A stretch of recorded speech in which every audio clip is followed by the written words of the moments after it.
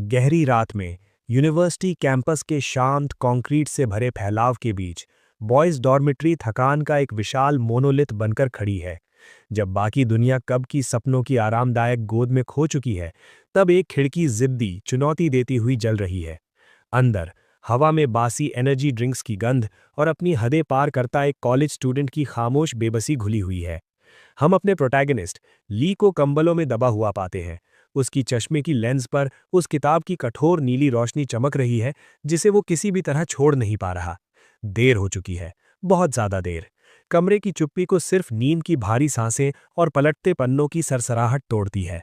ली पूरी तरह निचड़ा हुआ दिखता है, आंखें भारी, माथे पर पसीने की बूंदें और मुंह थोड़ा खुला, थकान और पूरी तरह डूब जाने के अजीब मिश्रण में। उसके हाथ में एक सस्ती वेब नॉवेल है जिसके कवर पर खूबसूरत खतरनाक औरतों के चेहरे चिपके हैं। एक गिल्टी प्लेजर जिसका नाम द सुप्रीम विलनेस या शायद उससे भी ज्यादा जेनरिक कुछ। ये वही किस्म की कहानी है जिसे आप हकीकत की कुचलती बोरियत से भागने के लिए पढ़ते हैं। और ली पूरी तरह एस्केपिज्म में डूबा है। ऊपर की बंक से या कमरे के किसी कोने से एक आवाज इस धुंध को चीरती है। उसका रूममेट सरसराहट और रोशनी से तंग आकर पुकारता है, ली, पढ़ना बंद कर, कल 8 बजे की क्लास है, सो जा अब। आवाज दबाई हुई, ऊंघती हुई, हकीकत ली की फैंटेसी में घुसपैठ करने की कोशिश करती हुई। लेकिन ली बस आह भरता है, एक भारी खड़खड़ाती सांस जो मानो उसके पूरे शरीर की हवा निकाल लेती है। ओह, हाँ, सो टायर्ड, वो बुदबुदाता है, किताब पर उसकी पकड़ ढीली पड़ती हुई। पन्नों के शब्द धुंधले होने लगते हैं। सुबह की लेक्चर्स वाली कठोर हकीकत और नॉवेल की रंगीन खतरनाक दुनिया के बीच की रेखाएं घुलने लगती हैं। जैसे ही उसकी आंखें आखिरकार बंद होती हैं, डॉर्मिटरी का अंधेरा मिट जाता है, लेकिन नींद के शून्य से नहीं, बल्कि रंग, आवाज और खुशबू की तेज बाढ़ से। ट्रांजिशन झटकोर देने वाला है। पुराने टेक्स्ट बुक्स की गंध की जगह महंगे इंसेंस की चिपचिपी खुशबू और छलके हुए वाइन की धात्विक महक ले लेती है। हम अब डॉर्म रूम में नहीं हैं, हम टेक्स्ट के भीतर हैं। हम वैंग ज़ैमिली की नैरेटिव में प्रवेश कर चुके हैं, खास तौर पर कुख्यात मास्टर जैंग के भव्य भोग विलासी बर्थडे बैंक्वेट में। जो दृश्य खुलता है वो शुद्ध, बिना फिल्टर की डेकेडेंस है। हवा भाप से भरी है, गुलाबी सी धुंध जो लग्जरी और लस्ट दोनों का संकेत देती है। मास्टर जैंग, भेड़िए जैसे कान और ऐसी नज़र जो जिसे छुए निगल जाए, इस ब्रह्मांड का केंद्र है। वो मांस और रेशम के सागर में ढीला पड़ा है। उसके चारों ओर सुंदरियां लिपटी हैं, उसकी जरा सी तवज्जो के लिए। होड़ में स्क्रीन पर टेक्स्ट बताता है कि मास्टर जैंग अपना जन्मदिन एक ग्रैंड बैंक्वेट से मना रहा है, मगर ये पार्टी कम और एब्सोल्यूट डोमिनेंस का प्रदर्शन ज्यादा लगती है। एक भारी भरकम आदमी, ब्रदर हुआंग, झुककर पास आता है। उसका चेहरा चिकनाई और बेबसी से चमक रहा है, हाथ में वाइन का छोटा कप, उसका पोस्चर पूरी तरह सबमिसिव, इस अय्याशी के बीच एक बिजनेस डील साधने की कोशिश। ब्रदर हुआंग, जैंग गुर्राता है, गोद में बैठी औरतों में से एक से खेलते हुए। सुना है तुम अपनी कुछ फीमेल स्लेव्स बेच रहे हो। ब्रदर हुआंग आह भरता है, लंबी, दयनीय, जो कुछ पल पहले रियल वर्ल्ड में ली की थकान की याद दिलाती है। लंबी कहानी है। हुआंग शिकायत करता है, सहानुभूति बटोरने की कोशिश में। घर पर चक्की खींचने वाले बैल गधे बहुत बूढ़े हो गए हैं, काम नहीं कर पाते, ऊपर से बीमार रहते हैं। मेरी पत्नी चाहती है कि चक्की खींचने के लिए मेल स्लेव्स खरीदे जाएं। वो इशारों में बताता है, उसकी जलन साफ। मेरी परिवार की हैसियत जैंग फैमिली जैसी नहीं, इसलिए मेल्स खरीदने के लिए कुछ फीमेल स्लेव्स बेचनी पड़ेंगी। ये एक ठंडी कर देने वाली बातचीत है। मवेशियों की कीमतों पर बात करते आदमियों जैसी बेरुखी, जबकि पृष्ठभूमि में नरम त्वचा और चमकते गहने हैं। जैंग सर पीछे फेंक कर हंसता है, तीखी, भौंकती हुई हंसी। उसे हुआंग की गरीबी मजेदार लगती है। पता है क्या, मेरे घर के मेल स्लेव्स चक्की पशुओं से कम नहीं खींचते। जैंग डींग मारता है, लालटेन की रोशनी में उसके दांत चमकते हैं। और कमांड्स भी समझते हैं। वो मुस्कुराता है, अपने सेवकों को कितनी गहराई से उसने अमानवीय बना दिया है, इस पर गर्व करता हुआ। माहौल बदलता है जब हम कमरे की औरतों का पर्सपेक्टिव देखते हैं। आधुनिक नज़र से ये एक नाइटमेयर है, लेकिन इस टेढ़ी नोवेल वर्ल्ड में जैंग को कैच माना जाता है। लोमड़ी के कान वाली एक सुंदर औरत उसकी छाती से गाल लगाती है, बड़ी बड़ी पूछती हुई आंखों से ऊपर देखती हुई, या शायद ऐसी आंखें जिनमें सर्वाइवल इंस्टिंक्ट इतना तेज है कि एडोरेशन जैसा दिखता है। मास्टर, वो मीठी आवाज में कहती है, उसका चेहरा छूते हुए, प्लीज मुझे भी खरीद लीजिए। सुना है आप लोगों के साथ बहुत अच्छा बर्ताव करते हैं। एक और लड़की, लाल लाल, उत्सुक, उससे चिपक कर फुसफुसाती है, आज अगर आपको मजा आया हो तो मास्टर जैंग से स्लेव के लिए अच्छा शब्द कह दीजिए। मुझे हैंडमेडन बनना है। उनकी हालत की त्रासदी जैंग तक पहुंचती ही नहीं। उसे उनकी बेबसी नहीं दिखती। उसे सिर्फ अपनी ताकत दिखती है। वो उन्हें कसकर पकड़ता है। उसका चेहरा घमंड की हंसी में मरोड़ खाता है। वो दहाड़ता है, बाथ हाउस में गूंजता हुआ। मास्टर जैंग के घर स्लेव बनना तुम्हारे लिए काफी नहीं है। सीन पीछे हटता है। हैरम का पूरा पैमाना दिखाता है। हर नस्ल की औरतें, ह्यूमंस, बीस्टकिन, डीमंस, बेडिंग पूल के चारों ओर बिखरी हैं। कोई मालिश कर रहा है, कोई वाइन उंडेल रहा है, कोई बस सजावट बनकर मौजूद है। भाप से भरी हवा और नो एंट्री सिंबल्स सबसे एक्सप्लिसिट हरकतों को सेंसर करते हैं। ये इशारा देते हैं कि यहाँ जो हो रहा है वो सिर्फ सेंशुअल नहीं बल्कि प्रेडेटरी है। जैंग लोमड़ी के कान वाली एक लड़की की ओर झुकता है। उसकी आवाज नकली फुसफुसाहट में गिरती है, असंभव सपनों से उसे छेड़ते हुए। अगर मैं कुछ शब्दों से तुम्हें फिर से इंसान बना दूं, वो बात अधूरी छोड़ देता है। वादा हवा में लटकने देता है, फिर कुचल देता है। तो सुअर पेड़ों पर चढ़ेंगे। वो फिर दहाड़कर हंसता है, कठोर और क्रूर। अगर तुम किसी सुअरी को पेड़ पर चढ़ना सिखा दो तो हम तुम्हें ह्यूमन स्टेटस दे देंगे। उसका एंटोराज भी साथ हंसता है।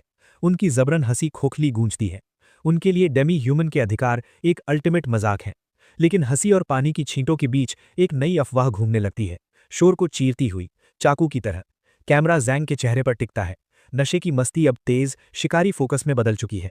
सुना नहीं, पीछे से एक आवाज फुसफुसाती है। यंग मास्टर जैंग को ली युआनी के घर की उस बेचारा डीमन स्लेव पसंद आ गई है और वो कीमत पर मोलभाव करने वहां बार बार जा रहा है। जैंग होंठ चाटता है, आंखें सिकुड़ती हैं। दर्जनों औरतों के बावजूद वो संतुष्ट नहीं। उसे और चाहिए, वो एक चीज जो उसके पास अभी नहीं। गॉसिप जारी रहती है, जुनून की तस्वीर खींचती हुई। मेरी मानो तो अगर वो डीमन स्लेव यंग मास्टर जैंग के साथ चली जाए तो ये 8 जन्मों की किस्मत होगी। सीन बाथ हाउस की शानो शौकत से कटकर चमकते नीले आसमान के नीचे एक साधारण मौसम से घिसी लकड़ी की झोपड़ी के बाहर पहुंचता है। मगर धूप भी अंदर चल रहे काले सौदे को ढक नहीं पाती। हम ली युआनी को पाते हैं, वही आदमी जो हमारा थका हुआ स्टूडेंट बनने वाला है, अपने ही घर में घिरा हुआ। सामने खड़ा है यंग मास्टर जैंग, जंगिया रंग के महंगे रोब्स में लिपटा, हकदार भूख का चलता नमूना। जैंग सेल्स पिच के बीच में है, लेकिन लहजा तिरस्कार से टपक रहा है। यंग मास्टर ली, वो मोल भाव करता है।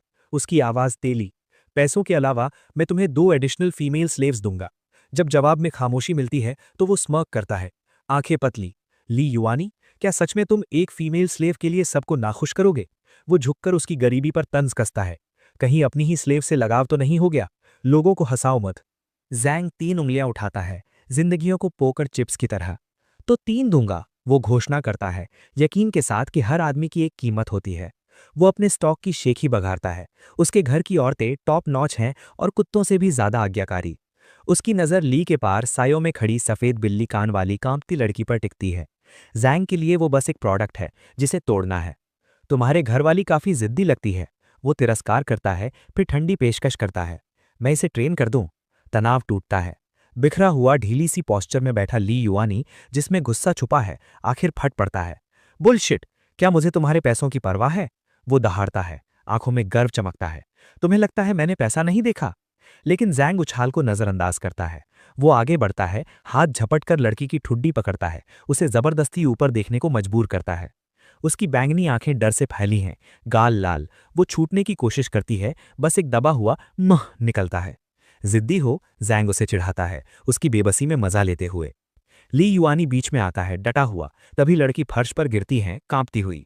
10 भी दोगे तो भी ट्रेड नहीं करूंगा, ली चिल्लाता है। मेरी चीजें मेरी हैं, सड़े भी तो मेरे घर में। ये वीरता नहीं, जिद्दी गर्व से जन्मी रक्षा है। जैंग प्रभावित नहीं होता, बाहें बांध लेता है। मुझे नहीं लगता तुम्हें वो उतनी पसंद है, फिर रख क्यों रहे हो? अपने काम से काम रखो। जब पैसा काम नहीं आता, जैंग धमकियों पर उतर आता है, चेहरा सख्त। तुम्हारे परिवार की मौजूदा हालत में फेस सेविंग ऑफर ठुकरा रहे हो, वो उपदेश देता है, पुराने जख्म को रेतते हुए। अपने पिता जैसे जिद्दी, इतनी जिद कि परिवार पतन में चला गया। वो करीब आता है, पर्सनल स्पेस तोड़ता हुआ, आवाज से आह फुसफुसाहट। ली युआनी, सीधे कहूं तो 10 ली के दायरे में मैं हाथ पलटते किसी को बना बिगाड़ सकता हूं। दूरी मिट जाती है, नाक से नाक, हवा में हिंसा चटकती है।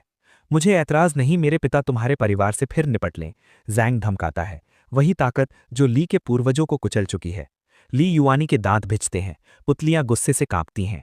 कमबख्त, मैं। वो वाक्य पूरा नहीं होता। क्रैक!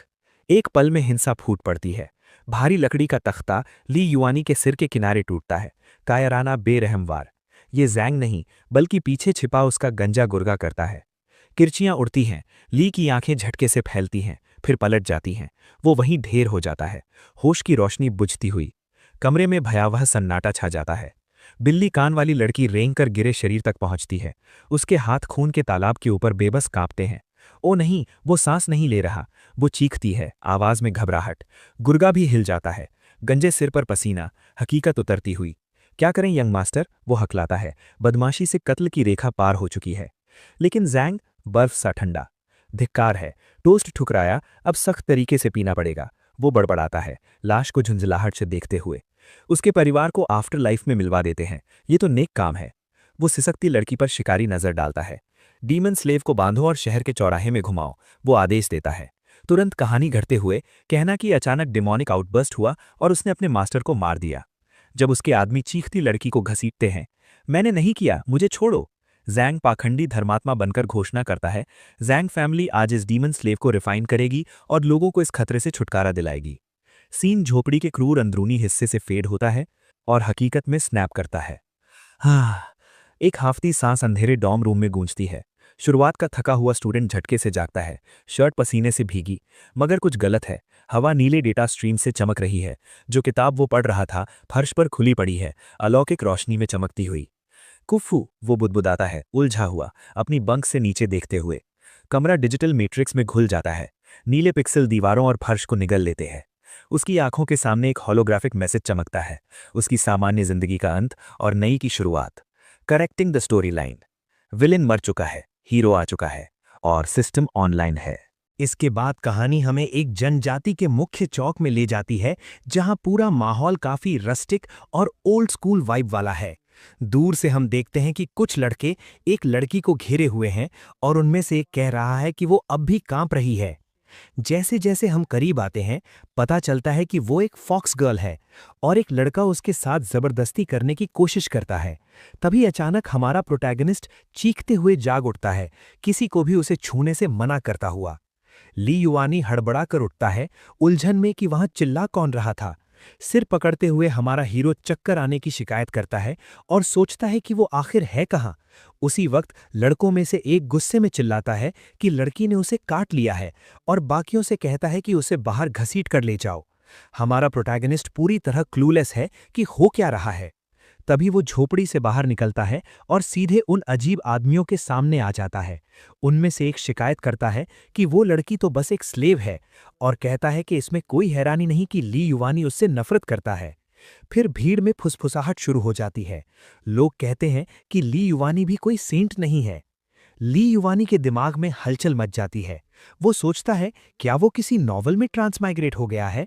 तभी उसे एहसास होता है कि जिसे सताया जा रहा है वो फीमेल लीड है, कुफू। फिर हमारे लड़के को याद आता है कि नॉवल का नाम था the villains heroines are obsessed with me. जब उनमें से एक उसे मुड़कर ल्युवानी कहकर बुलाता है, तब जाकर सब साफ हो जाता है।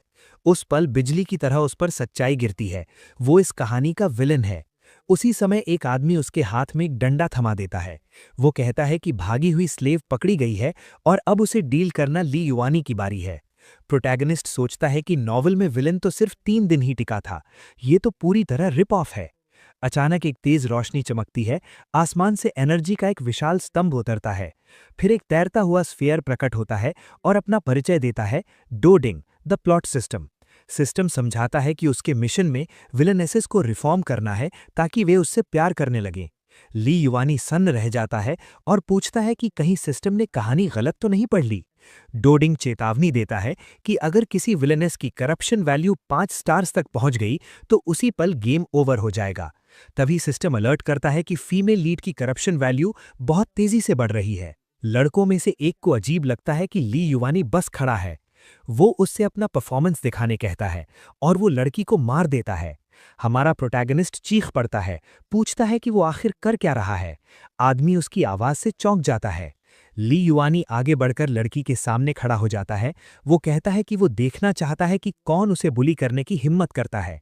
तभी अचानक हरे बालों वाली एक औरत प्रकट होती है। उसकी आवाज में स्मगपन है। वो हैरान लगती है कि ली युआनी कुफू को बचा रहा है। सिस्टम चेतावनी देता है कि करप्शन वैल्यू और भी तेजी से बढ़ रही है और हमारा हीरो समझ नहीं पाता क्यों। तभी ली युआनी खुद को इडियट कहता है। उसे एहसास होता है कि वो इस समय कूफू का सबसे बड़ा दुश्मन है। ये समझते ही वो पूरी तरह स्ट्रैटेजी बदल देता है। प्रोटैगनिस्ट ऐलान करता है कि ये लड़की उसकी है और किसी को भी दखल देने का हक नहीं। लड़के नतीजा निकालते हैं कि ली युआनी बदला नहीं, बस और ज्यादा पजेसिव हो गया है। हमारा लड़का सबको चेतावनी देता है कि उससे दूर रहें और जो दोबारा उसे छुएगा उसका अंजाम बुरा होगा। फॉक्स गर्ल को ये सब अजीब लगता है। वो चुपचाप उसे देखती है। कूफू उसके रवैये से उलझन में है और घबराई नजरों से देखती है। ली युआनी उसे जल्दी घर लौटने के लिए कहता है और सिस्टम उसे बधाई देता है। हमारा प्रोटैगनिस्ट चिल्लाकर पूछता है कि क्या वो उसे पेशेंट आदमी समझती है। लड़की अपने हाथ में एक नुकीला पत्थर पकड़ लेती है। कूफू उठकर ली युआनी के सामने खड़ी होती है। उसकी आंखों में अविश्वास है। हीरो और फॉक्स गर्ल मुड़कर चल देते हैं। दूर से किसी की नज़र उन पर टिकी है। रहस्यमयी हरे बालों वाली औरत बुदबुदाती है कि ये ली युआनी काफी इंटरेस्टिंग होता जा रहा है। ली युआनी ओरिजिनल विलन की तरह बर्ताव करता है। लड़की को धमकाते हुए कहता है कि कदम तेज करे। बेचारी फॉक्स गर्ल पूरी तरह थकी हुई है, मुश्किल से खड़ी रह पा रही है। तभी वो लड़खड़ाकर गिर पड़ती है। हमारा हीरो सोचता है कि उसकी हालत कितनी दयनीय है और उसे किसी तरह बचाना होगा। अपने ठिकाने पर वापस आकर वो बिस्तर पर बैठकर सिस्टम से बात करता है। वो पूछता है कि क्या कोई स्टार्टर पैक वगैरह है। सिस्टम शिकायत करता है कि उसके पास सिर्फ 10 पॉइंट्स हैं, लेकिन आइटम शॉप खोल देता है। ली युआनी सोचता है कि इतने कम पॉइंट्स में कुछ काम का नहीं मिलेगा। फिर वो सिर्फ 2 पॉइंट्स में मिलने वाला महिलाओं के कपड़ों का एक सेट खरीद लेता है। वो सोचता है कि 3 दिन हो गए हैं और वो अभी तक जागी क्यों नहीं। तभी कूफू धीरे धीरे आंखें खोलती है और सिस्टम खुशी से ऐलान करता है कि फॉक्स गर्ल आखिरकार जाग गई है। ली युआनी राहत की सांस लेता है कि वो ठीक है। वो खाने का कटोरा लेकर उसके पास जाता है और उसे पीने को कहता है। अचानक करप्शन वैल्यू तेजी से बढ़ने लगती है और हमारा हीरो घबरा जाता है। पॉइंट्स इसलिए बढ़ रहे हैं क्योंकि उसे लगता है कि खाने में जहर है। ली युआनी नकली खांसी करता है, फिर एक्ट जारी रखते हुए चिल्लाता है कि वो सब पी ले, वरना वो जबरदस्ती पिलाएगा। वो कटोरा उसकी तरफ बढ़ाता है और धमकी देता है कि अगर उसने तुरंत दवा नहीं पी तो उसे बाहर फेंक देगा। डरी हुई लड़की अजीब तरल पीना शुरू कर देती है, ये सोचते हुए कि यही उसका अंत है। खत्म करने के बाद वो पूछती है कि अब वो उससे और क्या चाहता है। कूफू सोचती है कि वो मरने वाली है और बचने का कोई रास्ता नहीं। निराश होकर वो खुद ही सब खत्म करने का सोचती है। हमारा हीरो उसकी मंशा भांप लेता है और उसे धमकाता है। कहता है कि ऐसा सोचने की भी हिम्मत मत करना। वो उसके लिए खाने की एक प्लेट छोड़ देता है। जब वो बाहर निकलता है, एक हरी सांप उसे देखती है और कपड़ों व खाने के बारे में सवाल करती है। वो सांप चमकने लगती है और आकार बदलती है। कुछ ही पलों में वो हरे बालों और आकर्षक शरीर वाली औरत बन जाती है। वो सोचती है कि उस लड़के में कुछ अलग था, मगर फिर इसे बेकार की बात मान लेती है। दूसरी फॉक्स लड़कियां आती हैं और उसे ज़ेन ही कहकर फल तोड़ने बुलाती हैं। ज़ेन ही मान जाती है और उन्हें एक शातिर मुस्कान देती है। ली युआनी लड़की से पूछता है कि क्या वो खाने की हकदार भी है। वो कहता है कि वो तो कूड़े में से कुछ ढूंढती हुई लगती है और उसे जल्दी कपड़े बदलने को कहता है। वो धमकी देता है कि अगर एक भी कण छोड़ा तो सारा खाना उसके सिर पर उलट देगा। करप्शन 1 पॉइंट बढ़ जाता है और सिस्टम बताता है कि उसे अब भी लगता है खाना जहरीला है। हमारा हीरो सोचता है कि पिछले मालिक ने उसके साथ इतना बुरा कैसे किया होगा। वो चिकन लेग उठाता है और कहता है कि वो इसे खाने की हकदार नहीं, फिर खुद ही उसे खा जाता है। इसके बाद वो बाहर निकलकर दरवाजा बंद कर देता है और अपने ही रिएक्शन पर हैरान हो जाता है। तभी कूफू खाने की ओर झपटती है। वो चिकन लेग को बेतहाशा खाने लगती है। खाते खाते उसकी भावनाएं टूट पड़ती हैं और उसे रोना आ जाता है। उसे एहसास होता है कि इसमें जहर नहीं था। सिस्टम खुशी से ऐलान करता है कि कूफू की करप्शन वैल्यू पहली बार घटी है। हमारा लड़का सोचता है कि पिछले मालिक ने इतनी खूबसूरत लड़की के साथ इतना बुरा कैसे किया। वो अपने रिफ्लेक्शन को देखता है और अपनी गंदी बिखरी हालत पर शिकायत करता है। सिस्टम बताता है कि ओरिजिनल ली युआनी का डिस्क्रिप्शन बहुत छोटा था और उसे याद नहीं। फिर सिस्टम जोड़ता है कि नॉवल वाला ली युआनी 3 महीने से नहाया नहीं था, जो हमारे हीरो को पूरी तरह डिस्गस्ट कर देता है। ली युआनी हार मानते हुए पूछता है कि क्या वो 1 पॉइंट खर्च कर शावर जल खरीद सकता है। सिस्टम सौदा मंजूर करता है और बेदिंग आइटम्स दे देता है। वो 1 पॉइंट में फर्स्ट एड किट भी खरीदता है फॉक्स गर्ल की देखभाल के लिए। सिस्टम बताता है कि शॉप के सारे आइटम्स हमेशा के लिए यूजेबल है, जिससे हमारा लड़का चौंक जाता है। वो सिस्टम से पूछता है कि क्या कुफू को डिनर मिल गया है, ये सोचते हुए कि वो खा चुकी होगी। वो कमरे का दरवाजा जोर से खोल देता है।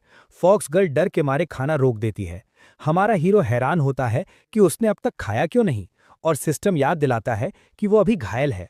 खौफनाक लहजे में वो उसे डांटता है कि क्या वो लेफ्ट ओवर्स छोड़ने की हिम्मत कर रही है। डरावनी मुस्कान के साथ वो कहता है कि लेफ्ट ओवर्स छोड़ने वालों का अंजाम उसे याद रहेगा। उसकी घूरती नजर से वो ठंडे पसीने में नहा जाती है। वो उसके पास बैठ जाता है और वो डरते हुए बाकी खाना खत्म करती है। तभी वो जेब से कुछ निकालता है। कुफू सोचती है कि वो उसे नुकसान पहुंचाने का नया तरीका ढूंढ लाया है। वो उसका पैर पकड़ता है और कॉटन से दवा लगाता है और बेचारी लड़की सोचती है कि ये जहर है।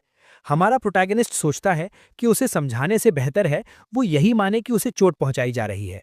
वो खाते समय उसे चढ़ाता रहता है। फिर ली युआनी उसका हाथ पकड़ता है और जख्मों का इलाज करता है, कहते हुए कि दवा चुभेगी। थोड़ी देर में वो इलाज पूरा कर लेता है। वो कहता है कि दवा लगा दी है और अब जा रहा है। कुफू चौंक जाती है। उसे एहसास होता है जो लगाया गया था वो सच में दवा थी। वो जल्दी से चिल्लाकर उसे रुकने को कहती है। उसे अकेला छोड़कर ना जाने की विनती करती है। वो पूछती है कि क्या ये उसका कमरा नहीं है। बाहर ठंडी हवा में हमारा हीरो कांपता है और खुद को समझाता है कि ये सब सहना वर्थ इट होगा। वो सोचता है कि जब वो जागेगी और अपने जख्म ठीक देखेगी तो करप्शन वैल्यू काफी घटेगी। सिस्टम समझाता है कि स्कोर 2 हिस्सों में बटा है, करप्शन और अफेक्शन, और उसके पास सिर्फ 7 पॉइंट्स बचे हैं। हमारा लड़का भरोसे से कहता है कि उसे चिंता नहीं, कुफू के जागते ही ढेर सारे पॉइंट्स मिलेंगे। अचानक झोपड़ी से अजीब आवाज आती है। गुस्से में वो चिल्लाता है कि वो एहसान फरामोश पीठ में छुरा घोंपने वाली है। वो नाराज है कि इतनी मदद के बाद भी 1 पॉइंट नहीं मिला। वो सोच में डूब जाता है, फिर अपनी बदबू की शिकायत करता है और कहता है कि इस शरीर का पिछला मालिक पूरा गवार था। खुद की तारीफ करते हुए वो कहता है कि अगर वो साफ सुथरा और अच्छे कपड़ों में हो तो कोई भी औरत उस पर फिदा हो जाए। इसी सोच के साथ वो नहाने का फैसला करता है। वो 1 पॉइंट देकर बाथ किट लेता है ताकि आखिरकार साफ हो सके। अगले दिन कुफू दरवाजा खुलने की आवाज से जाग जाती है और चौंक जाती है। दरवाजे पर ली युवानी खड़ा है, पूरी तरह साफ, अच्छी खुशबू के साथ। कुफू उसकी अचानक बदली शक्ल देखकर दंग रह जाती है, उसे पहचान तक नहीं पाती। हमारा हीरो इतराते हुए पूछता है कि क्या उसे वो बेहद हैंडसम और अट्रैक्टिव नहीं लग रहा। अचानक कुफू डर के मारे पीछे हट जाती है और करप्शन फिर बढ़ने लगती है। ली युआनी समझ नहीं पाता कि पॉइंट्स क्यों बढ़ रहे हैं। फिर उसे एहसास होता है अगर कोई हैंडसम अजनबी अचानक सामने आ जाए तो शक होना लाजमी है। वो दीवार पर मुक्का मारता है। वो चिल्लाकर पूछता है कि वो अब भी पुराने चीथड़े क्यों पहने हैं। एक्ट जारी रखते हुए वो उसके गंदे पुराने कपड़ों की आलोचना करता है और उसका कंधा पकड़ लेता है। ली युआनी सोचता है कि उसे गहरी ट्रॉमा है और उसे संभालना आसान नहीं होगा। फॉक्स गर्ल उसे डर और शक से देखती है। आखिरकार हमारा हीरो चिल्लाकर कहता है, जल्दी कपड़े बदलो अभी के अभी। वो कुछ कहने की कोशिश करती है कि उसे खाना बनाना है, लेकिन वो बीच में ही काट देता है, ये कहते हुए कि उसका खाना बेहद घटिया होता है। प्रोटैगनिस्ट उसे उठाकर बिस्तर पर पटक देता है और आदेश देता है कि अब से वो खाना नहीं बनाएगी।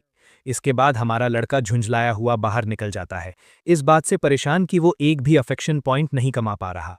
दरवाजे की आड़ से कुफू उलझन में उसे जाते हुए देखती है, उसके अजीब व्यवहार को समझ नहीं पाती।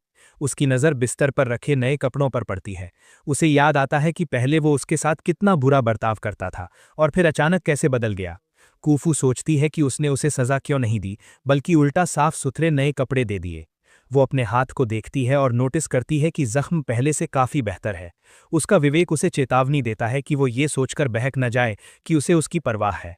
फॉक्स गर्ल खुद को समझाती है कि वो ज़रूर उसके लिए कुछ और भी भयानक प्लान कर रहा है। वो लाल ड्रेस को कसकर पकड़ लेती है और खुद से कहती है कि वो उस पर भरोसा नहीं कर सकती। दूसरी तरफ हमारा हीरो चलते चलते रुक जाता है। ली युआनी खुद से कहता है कि औरतों को सुंदर कपड़े पसंद आते हैं, इससे वो खुश होगी और पॉइंट्स बढ़ेंगे। लेकिन सिस्टम उसे बताता है कि उसकी करप्शन वैल्यू थोड़ा और बढ़ गई है। ये सुनकर वो सन्न रह जाता है। फ्रस्ट्रेशन में प्रोटैगनिस्ट जमीन पर गिर जाता है और कहता है कि वो हार मान रहा है, क्योंकि इस लड़की को संभालना नामुमकिन है। फिर वो अपने विलेन एक्ट की प्रैक्टिस शुरू करता है, ऐलान करते हुए कि कुफू का आज बुरा दिन है जो उससे टकरा गई। वो नाटक जारी रखता है, कहता है कि अगर वो उसकी अच्छी सेवा करेगी तो वो उसे जल्दी और बिना दर्द के मरने देगा, ताकि उसकी पीड़ा ज्यादा लंबी ना हो। तुरंत ही वो सिस्टम से पूछता है कि क्या उसका एक्ट काफ़ी क्रूअल था। डोडिंग कंफर्म करता है कि ये ज़रूरत से ज़्यादा ही था। हमारा एमसी समझाता है कि कैरेक्टर में बने रहने के लिए कोई नहीं जानता कि वो पर्दे के पीछे कितनी मेहनत कर रहा है। इसके साथ ही ली युआनी और सिस्टम दोनों जोश में आ जाते हैं, चिल्लाते हुए कहते हैं कि इस दुनिया में जिंदा रहने के लिए वे कुछ भी करेंगे। घर लौटकर हमारा हीरो जोर से चिल्लाता है कि वो आ गया है और पूछता है कि सब कहाँ हैं, सोचते हुए कि वो फॉक्स गर्ल फिर कहाँ भाग गई। तभी पर्दे के पीछे से कुफू सामने आती है, कांपती हुई आवाज में कहती है कि वो यहीं है और भागी नहीं है।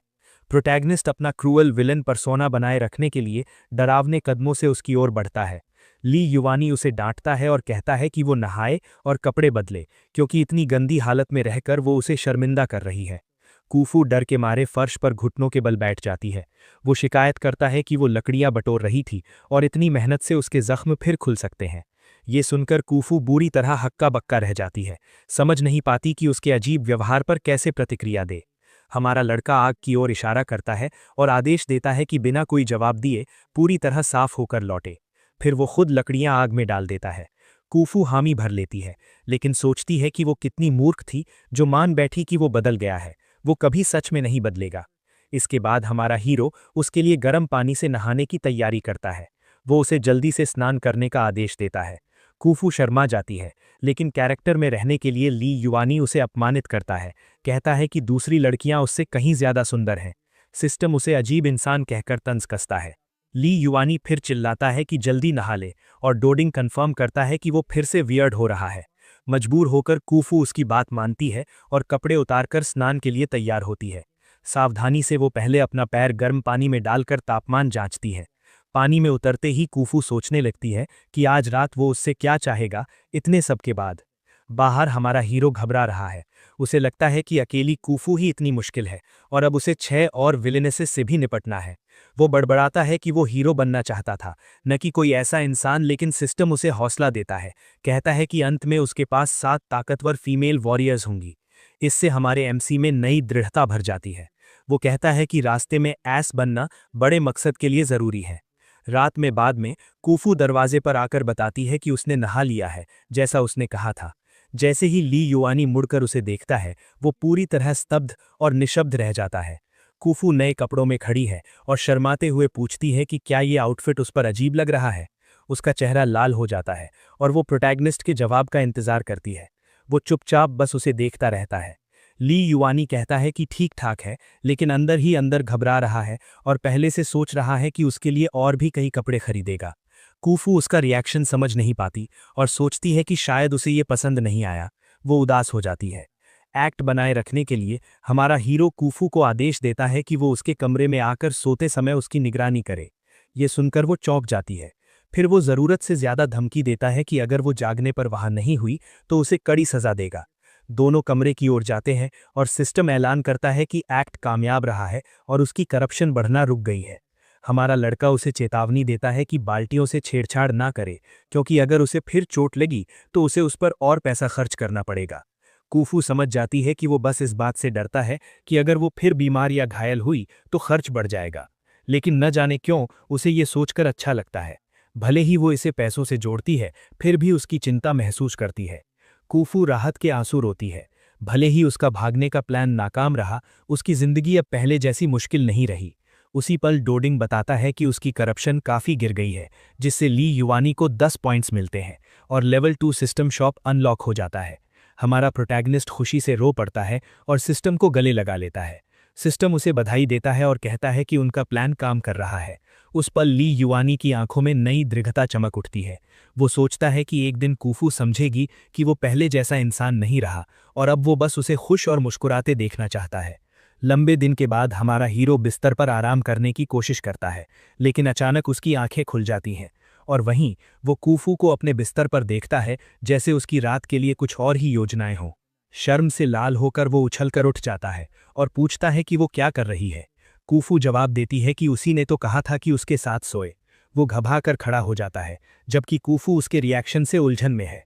ली युआनी सब नकार देता है और अपनी नक्सीर रोकने की कोशिश करता है ताकि पूरी तरह शर्मिंदा ना हो जाए। सिस्टम उसे खतरे की चेतावनी देता है और वो अपना ईविल विलन एक्ट बनाए रखने के लिए उसे इंसल्ट करता है। कूफू सवाल करती है कि उसका रवैया ऐसा क्यों है, जबकि उसके काम कुछ और ही दिखाते हैं। प्रोटैगनिस्ट बौखला जाता है और उसे गलतफहमी के लिए डांटता है। गुस्से में वो कहता है कि वो बिस्तर पर सोएगी और वो खुद दूर फर्श पर सोएगा। वो बिस्तर पर उसे धकेल देता है और वो सोचती है कि क्या सच में उसे वहां सोने की इजाज़त है। हमारा हीरो बिस्तर की शिकायत करता है और कहता है कि वो फर्श पर सो रहा है। कूफू पूछती है कि क्या अब वे कुछ करने वाले हैं और वो बस कहता है चुप रहो और सो जाओ। इसके बाद वो एक ही कंबल के साथ सख्त फर्श पर लेट जाता है। कूफू भी मान लेती है और लेट जाती है। थोड़ी देर में वो सो जाती है और पहली बार खुद को सुरक्षित और शांत महसूस करती है। लेकिन रात के बीच में कूफू एक भयानक सपना देखने लगती है। सपने में उसे वो विशाल आग याद आती है जिसने उसका पुराना गांव जला दिया था। लोग आग से बचने के लिए बदहवास भाग रहे थे। छोटी कूफू रोते हुए उस दहकते नरक से निकलने की कोशिश कर रही थी। भागते समय एक तीर उसे लगता है और वो जमीन पर गिर जाती है। उठने की ताकत भी नहीं रहती। तभी दो आदमी उसे पकड़कर पिंजरे में डालकर बेचने ले जाते हैं। कूफू सारे दर्द और कष्ट को फिर से जीती है। वर्तमान में कूफू बिस्तर पर तड़पती है और काली ऊर्जा उसे घेर लेती है। शोर से हमारा प्रोटैगनिस्ट जाग जाता है। सिस्टम चेतावनी देता है कि उसे जगाना मुश्किल है। वो पूछता है कि क्या डिंग उसका सपना देख सकता है। सिस्टम बताता है कि उसकी करप्शन और बिगड़ रही है। सिस्टम समझाता है कि वो एक नोबल ब्लड लाइन से है, लेकिन स्लेव के रूप में बेची गई। हमारा लड़का याद करता है कि ट्रॉमा ने उसकी कुछ शक्तियां सील कर दी थीं। वो धीरे से उसके आंसू पोंछता है। ली युआनी देखता है कि उसके पैर का जख्म अब भी पूरी तरह ठीक नहीं हुआ है। वो तुरंत फर्स्ट एड किट उठाता है और उसका इलाज करने लगता है। वो दवा लगाता है ताकि हीलिंग तेज हो। वो कूफू को देखता है, नींद में भी वो दर्द महसूस कर रही है। सपने में कूफू को लगता है कि वो जानबूझकर उसे चोट पहुंचा रहा है। वो सोचती है कि ये सब उसकी गार्ड नीचे करने की चाल थी ताकि वो नींद में हमला कर सके। नफरत से भरी आंखों से वो चाहती है कि वो बस जल्दी से सब खत्म कर दे।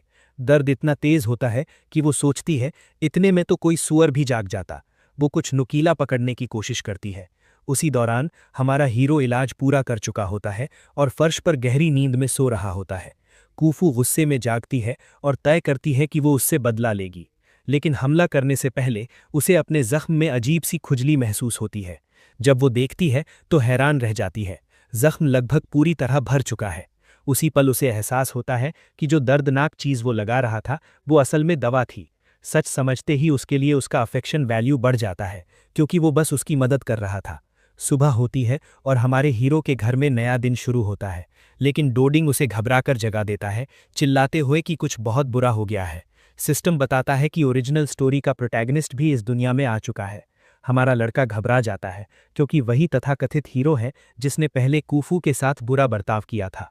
डोडिंग चेतावनी देता है कि उसकी स्किल्स के साथ वो जल्दी ही हमारी सारी प्रोग्रेस को पीछे छोड़ देगा। ली युआनी चिल्लाता है कि अकेली कूफू ही बहुत मुश्किल है।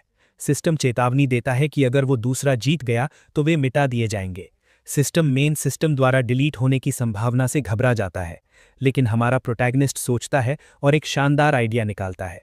वो समझाता है कि उसकी स्ट्रैटेजी काम कर रही है। उसे 30 पॉइंट्स मिल चुके हैं और कहानी पहले ही बदल चुकी है। पूरे भरोसे के साथ ली युआनी ऐलान करता है कि उस दूसरे को पहले उससे होकर गुजरना पड़ेगा। वो तय करता है कि फिलहाल शांत रहेगा और इस नए राइवल पर नज़र रखेगा। उसी समय कूफू उसे खुद से बात करते सुनती है और सोचती है कि वो किससे बात कर रहा है। ली युआनी उसके बिस्तर के पास आता है, उसके सिर पर हल्के से हाथ फेरता है और कहता है कि आराम से सोए और उसका इंतज़ार करे। इसके बाद वो अपने मसले निपटाने के लिए कमरे से बाहर निकल जाता है, उसे आराम करने के लिए छोड़कर। कूफू उलझन में जागती है, सोचती है कि उसके उन नरम शब्दों का क्या मतलब था। उधर जंगल में हमारा प्रोटैगनिस्ट पहले ही अपना नया प्लान लागू कर रहा है। वो सोचता है कि कूफू को यहाँ लाकर एक फेक बीस्ट अटैक कराएगा ताकि वो हीरो की तरह उसे बचा सके। लेकिन अचानक वो रुक जाता है। उसे महसूस होता है कि जंगल में कोई उसे देख रहा है। चौंक कर वो चिल्लाता है कि जो भी है सामने आए और छिपना बंद करे। सावधानी से वो झाड़ियों की ओर बढ़ता है। तभी झाड़ियों से एक हाथ बाहर आता है और एक आवाज कहती है कि हमला ना करे, वे उसी जनजाति से हैं। फिर एक हरे बालों वाली वुल्फ वुमन सामने आती है और ताना मारती है कि उसकी आवाज किसी रोते हुए भूत जैसी थी। वो उसे टाउन स्क्वायर से पहचानती है और पूछती है कि क्या वो ली युआनी है। इस तरह उसकी पहचान पक्की करती है। शर्मिंदा हुआ। प्रोटैगनिस्ट समझाता है कि वो बस समय काटने के लिए गा रहा था और माफी मांगता है। दूसरी लड़कियां आपस में कहती हैं कि उन्होंने सुना था वो बदसूरत है, लेकिन असल में तो काफी क्यूट है। हमारा लड़का सब सुन लेता है और तारीफ सुनकर काफी खुश और प्राउड हो जाता है। हरे बालों वाली महिला कहती है कि वो काफी बदल गया है और अब बिल्कुल अलग इंसान लगता है। मौका देखते हुए हमारा हीरो तीनों लड़कियों से उनके नाम पूछता है। वे अपना परिचय देती हैं और साओ युआन उसे तरबूज ऑफर करती है। प्रोटैगनिस्ट तरबूज लेने से मना करने की कोशिश करता है, कहता है कि वो बिल्कुल भी ये गिफ्ट नहीं ले सकता, लेकिन साओ युआन जोर देती है, कहती है कि उन्हें पहाड़ से बहुत सारे मिले हैं और उसे जरूर चखना चाहिए। फिर वो सुझाव देती है कि वो इसे कुआफू के लिए भी ले जाए। ये सुनकर वो चौंक जाता है। हमारा हीरो तुरंत विलन मोड एक्टिवेट करता है और कहता है कि कुआफू इस तरह की चीज चखने के लायक नहीं है। डिंग उसकी एक्टिंग की तारीफ करता है। इसके बाद साओ युआन अपनी सहेलियों को बुलाती है और वे तय करती हैं कि अब उन्हें निकलना चाहिए। जाते समय साओ उसे एक आखिरी मुस्कान देती है और बाकी लड़कियों के साथ चली जाती है। हमारा लड़का उन्हें जाते हुए हाथ हिलाकर अलविदा कहता है, फिर अकेला रहकर जंगल में हुई इस अचानक मुलाकात के बारे में सोचने लगता है। ली युआनी सिस्टम से पूछता है कि क्या ओरिजिनल स्टोरी में कभी साओ युआन नाम की कोई कैरेक्टर थी। डिंग कहता है नहीं, और ये कि उसकी करिश्मा ने दूसरी लड़कियों को अट्रैक्ट कर लिया होगा। ये सुनकर हमारा हीरो काफी स्मग हो जाता है। रसोई में लौटकर हमारा हीरो शिकायत करता है कि खाना बनाना हमेशा सिरदर्द होता है। तभी उसे पता चलता है कि फ्लिंट बॉक्स खाली है और वो सोचता है कि अब लकड़ियां कैसे जलाएगा। ली युआनी डिंग से मदद मांगता है और पूछता है कि क्या उसके पास कोई लाइटर है। सिस्टम उसकी रिक्वेस्ट मान लेता है और एक मामूली से सिस्टम पॉइंट के बदले उसे लाइटर दे देता है। आत्मविश्वास भरी मुस्कान के साथ हमारा प्रोटैगनिस्ट नई युग की इस महान इन्वेंशन को दिखाने के लिए तैयार हो जाता है। उसी पल कुआफू आ जाती है और पूछती है कि क्या वो रसोई में है। ये सुनकर वो पूरी तरह चौंक जाता है। खुद को संभालते हुए हाँ कहता है, लेकिन गलती से फर्श पर पड़े लाइटर पर पैर रख देता है। तुरंत ही वो रुख बदलता है और रूखेपन से पूछता है कि उसे क्या चाहिए। कुआफू दबे स्वर में कहती है कि वो उनका खाना बनाने आई है। ली युआनी उसे खाना बनाने को कहता है और दावा करता है कि वो बिना किसी मदद के आग जलाने की प्रैक्टिस कर रहा है। वो लकड़ी के टुकड़े पर डंडी रगड़ने रखता है, चिंगारी निकालने की कोशिश में। ठंडे पसीने में वो सोचता है कि इस तरह आग जलाना बेहद मुश्किल है और उम्मीद करता है कि वो उसके सामने बेइज्जत ना हो जाए। उसकी हालत देखकर कुआफू मदद की पेशकश करती है और कहती है कि वो ट्राई करे। एक साधारण से इशारे के साथ कुआफू अपनी उंगलियों पर आग जला लेती है। पल भर में लकड़ियां जल उठती हैं और हमारा प्रोटैगनिस्ट हैरान रह जाता है। वो समझाता है कि भले ही उसकी ताकत पूरी तरह वापस नहीं आई है, फिर भी वो बिना ज्यादा मेहनत के छोटी चिंगारी बुला सकती है। हमारा प्रोटैगनिस्ट असली जादू पहली बार देखकर बेहद एक्साइटेड हो जाता है। जिज्ञासा से वो पूछता है कि क्या उसे मैजिक इस्तेमाल करने के लिए हैंड जेस्चर्स या मंत्रों की जरूरत पड़ती है। कुआफू बताती है नहीं, उसे बस अपनी शक्ति को कॉन्सेंट्रेट करके अपनी इच्छा के साथ सिंक करना होता है। ली युआनी हैरान होकर पूछता है कि क्या उसकी उंगलियां जलती नहीं हैं। कुआफू बस उलझन में इतना कहती है कि नहीं, आग उसे कभी नहीं जलाती। इसके बाद हमारा हीरो स्किल्स सीखने और उनकी कॉस्ट को लेकर सवालों की झड़ी लगा देता है। कुआफू पूरी तरह कंफ्यूज हो जाती है क्योंकि वो इतनी तेज बोल रहा होता है कि उसे कुछ समझ नहीं आता। अचानक कुआफू शर्माने लगती है और सोचती है कि प्रोटैगनिस्ट थोड़ा क्यूट है, लेकिन वो तुरंत खुद को डांटती है, उसे याद दिलाते हुए कि उसने उसके साथ कितनी बुरी हरकतें की थीं। वो पुराने दिनों को याद करती है ताकि उसके झांसे में ना आए। इधर हमारा हीरो सिस्टम से पूछता है कि एनर्जी को कॉन्सेंट्रेट करके मैजिक कैसे इस्तेमाल की जाती है। कुआफू सोचती है कि वो सच में बदला हुआ लग रहा है। सिस्टम पॉइंट्स के बदले स्किल्स देने की पेशकश करता है। कुआफू को याद आता है कि उसने उसकी देखभाल की थी। ली युआनी पूछता है कि अब वो कौन सी स्किल्स खरीद सकता है। वो शिकायत करता है कि सिर्फ 10 सेकंड फ्यूचर देखने वाली एबिलिटी बिल्कुल बेकार है। डिंग बताता है कि स्किल्स को अपग्रेड किया जा सकता है, लेकिन हमारा लड़का उसे बहुत महंगा समझकर टाल देता है। इसी दौरान कुआफू उसे देखती रहती है और सोचती है कि वो अब पहले जैसा नहीं है। कुआफू खाना बनाते हुए उसके हालिया व्यवहार के बारे में सोचती है, तभी उसे एहसास होता है कि वो काफी हैंडसम है और उसकी खुशबू भी अच्छी है। हमारा प्रोटैगनिस्ट देख लेता है कि उसका ध्यान भटक गया है और उसे डर होता है कि कहीं उसकी करप्शन फिर न बढ़ जाए। वो तुरंत एक शानदार आइडिया सोचता है। वो पहले मिला तरबूज उठाता है और कुआफू को दिखाकर उसका ध्यान भटकाने की कोशिश करता है। कुआफू तरबूज देखकर हैरान होती है और पूछती है कि वो ये तरबूज कहाँ से लाया। वो बताता है कि उसे वही जनजाति की एक लड़की ने गिफ्ट में दिया था। ये सुनते ही कुआफू के अंदर जलन भर जाती है। वो सोचती है कि अब जब वो हैंडसम हो गया है तो दूसरी लड़कियों से आसानी से फल ले आता है। हमारा हीरो कहता है कि औरतों को फल पसंद होते हैं और वो ये तरबूज रख सकती है क्योंकि उसे मीठा पसंद नहीं। गुस्से में कुआफू मना कर देती है और कहती है कि उसे तरबूज नहीं चाहिए। एक्ट बनाए रखते हुए वो पूछता है कि क्या वो सच में उसके दिए हुए तोहफे को ठुकरा सकती है, और फल मेज पर छोड़ देता है। फिर वो रसोई की शिकायत करता है और बाहर निकल जाता है, उसे ठीक ठाक खाना बनाने का आदेश देते हुए। बाहर हमारा हीरो सिस्टम से पूछता है कि क्या उसने समय रहते हालात संभाल लिए। डिंग चेतावनी देता है कि कुआफू से बहुत बड़ा इमोशनल फ्लक्चुएशन डिटेक्ट हुआ है, लेकिन ये करप्शन नहीं है। ये सुनकर हमारा प्रोटैगनिस्ट राहत महसूस करता है, जबकि सिस्टम इस नए इमोशन को समझने की कोशिश करता है। उधर कुआफू जलन से अंदर ही अंदर सुलग रही होती है। वो बड़बड़ाती है कि वो किसी से भी गिफ्ट्स ले लेता है और तरबूज को घूरती है जैसे उसे मार डालेगी। घर के अंदर हमारा हीरो सिस्टम स्क्रीन को गंभीर चेहरे से देखता है। तभी वो घबरा जाता है जब देखता है कि उसके पास सिर्फ 46 पॉइंट्स बचे हैं। वो शिकायत करता है कि इस तरह तो प्रोग्रेस नामुमकिन है। डोडिंग उसे शांत करता है, कहता है कि 7 विलेनेसेस जल्द ही सामने आएंगी और तब पॉइंट्स अपने आप बढ़ेंगे। हमारा प्रोटैगनिस्ट एक्साइटेड हो जाता है और सोचता है कि अगर उसने सबको एक साथ जीत लिया तो पॉइंट्स डबल हो जाएंगे। वो 7 करप्टेड लड़कियों की कल्पना करता है और इस ख्याल से ही खुश हो जाता है। लेकिन फिर हकीकत याद आती है, कूफू अकेली ही बहुत मुश्किल है, 7 को संभालना पागलपन होगा। उसी समय ट्राइब स्क्वायर में एक आदमी सबको अनाउंसमेंट करता है। एल्डर बताता है कि पुरुष शिकार पर जाएंगे और महिलाएं वॉरियर्स की निगरानी में कपास इकट्ठा करेंगी।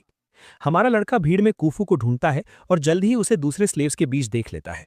उसका मूड अच्छा नहीं लगता। ली युआनी उसका ध्यान खींचने के लिए उसे एक चार्मिंग विंक देता है, लेकिन हैरानी की बात यह होती है कि कूफू मुंह मोड़ लेती है और उसे पूरी तरह इग्नोर कर देती है। ये देखकर वो सन्न रह जाता है। वो शिकायत करता है कि उसने कल ही उसे तरबूज दिया था और आज ये हाल है। सबको जाते देखते हुए वो सोचता है कि उसे कब तक एक बड़े बैड विलन का नाटक करना पड़ेगा। आखिर में वो बड़बड़ाता है कि असली जिंदगी में लड़कियों को जीतना नॉवेल से कहीं ज्यादा मुश्किल है। 5 दिन बीत जाते हैं। हमारा हीरो स्क्वायर में खड़ा होकर कूफू के गायब होने का जवाब मांगता है। एल्डर उसे जाने को कहता है और बताता है कि उसने किसी को भेज दिया है, लेकिन ली युआनी जानना चाहता है कि उन्होंने क्या पाया। एल्डर गार्ड्स को बुलाता है। एक गार्ड आगे आता है और एल्डर पूछता है कि हमारे हीरो की स्लेव वापस क्यों नहीं आई। गार्ड बताता है कि कूफू बाकी लोगों से नहीं मिलती थी, इसलिए अकेले काम कर रही थी। वो कहता है कि दूसरे स्लेव से सुना कि उसे डार्क ट्राइब के किसी व्यक्ति ने उठा लिया।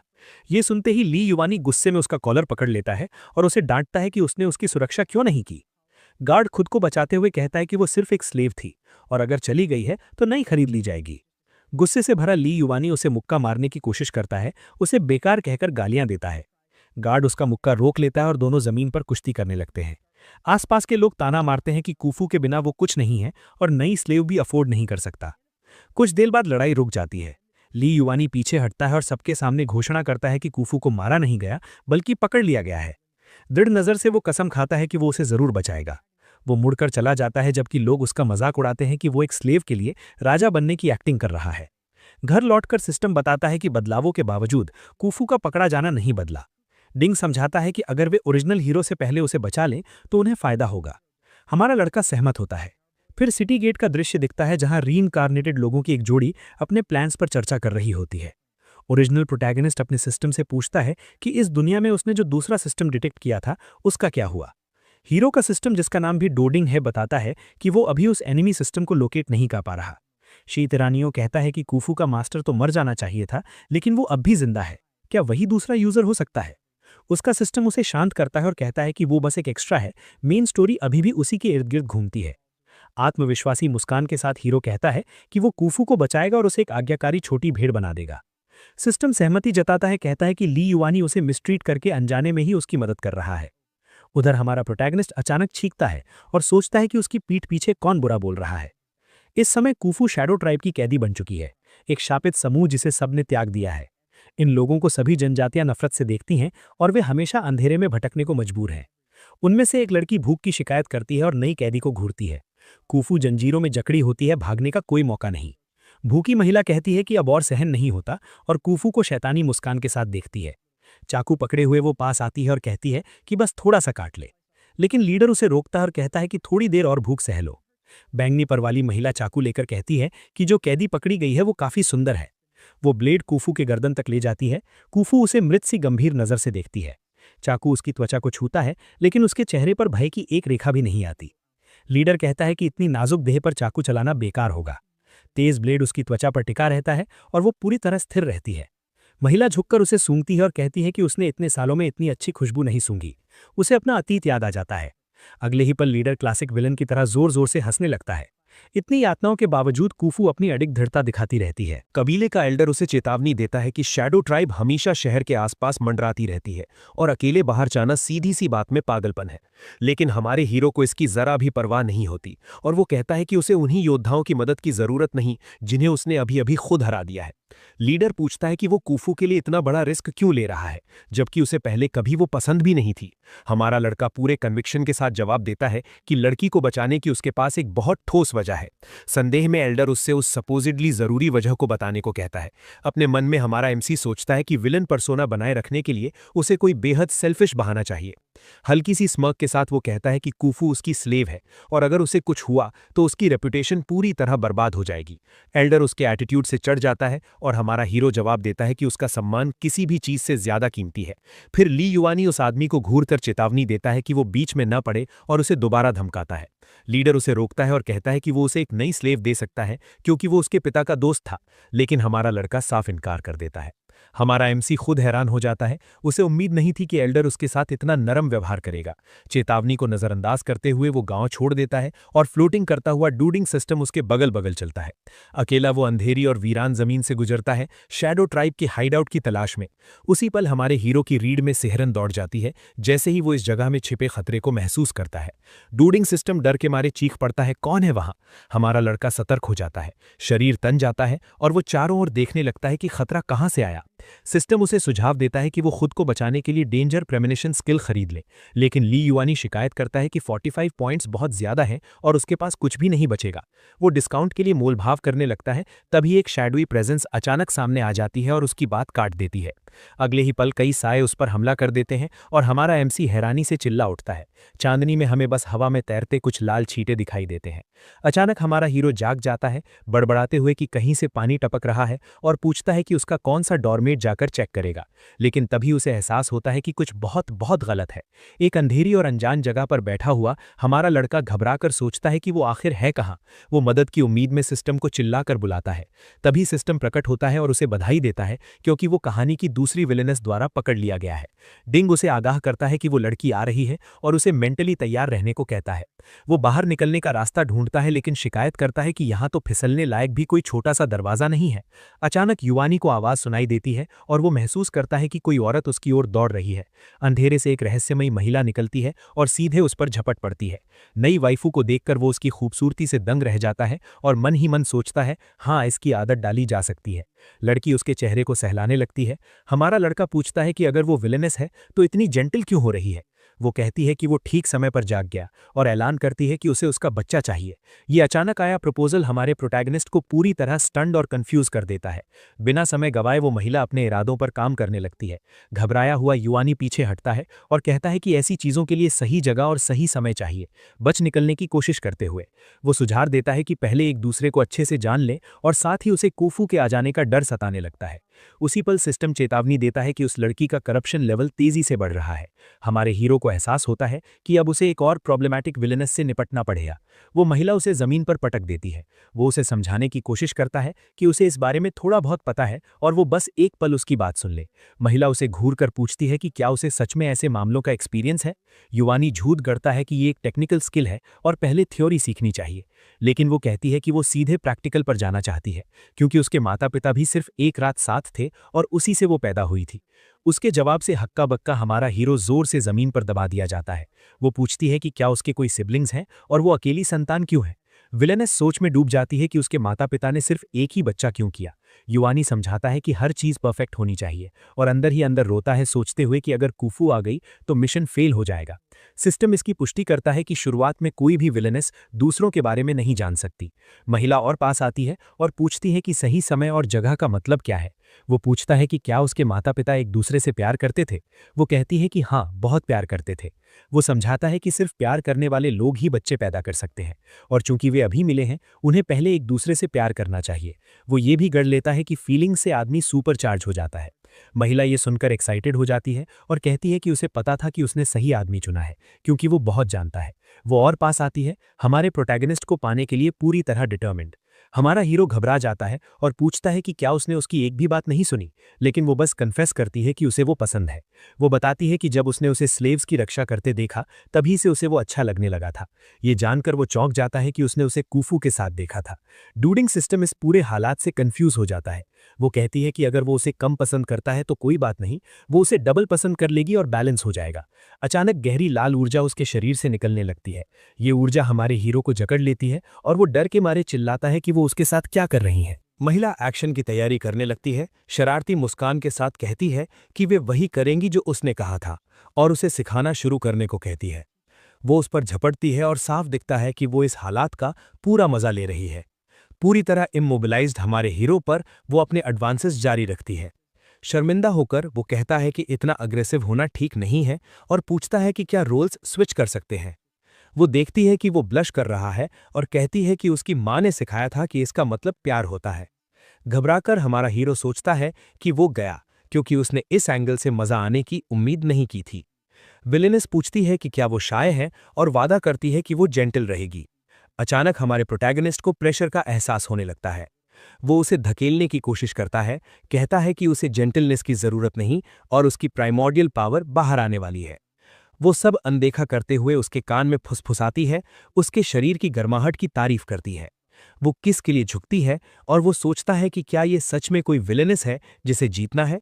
डूडिंग सिस्टम प्रकट होकर चेतावनी देता है कि वो दिखावे में न फंसे, लेकिन उसके चेहरे से साफ दिखता है कि वो हालात के आगे पूरी तरह हार चुका है। वो महिला अपना प्लान जारी रखती है और कहती है कि उसकी माँ ने सिखाया था कि पैशन की गर्मी में ही सबसे अच्छा मौका होता है और वो आज रात अपना गोल पूरा कर लेगी। हमारा हीरो पूरी तरह लाल हो जाता है, सोचता है कि उसे इस विषय में उससे कहीं ज्यादा पता है। वो उसे चैलेंज करती है कि अगर वो असली मर्द है तो 30 सेकंड से ज्यादा टिकेगा और काउंटडाउन शुरू हो जाता है। वो टीजिंग जारी रखती है।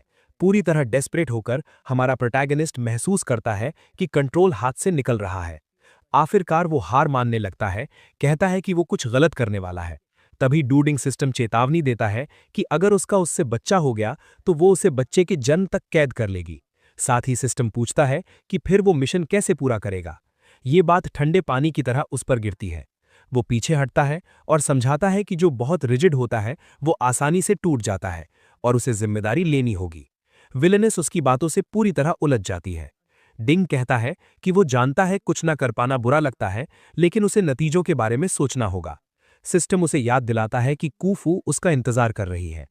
वो होश में आता है और कहता है कि वो सोचेगा। महिला थोड़ा पीछे हटती है और पूछती है कि क्या उसने उसे ज्यादा जोर से काट लिया।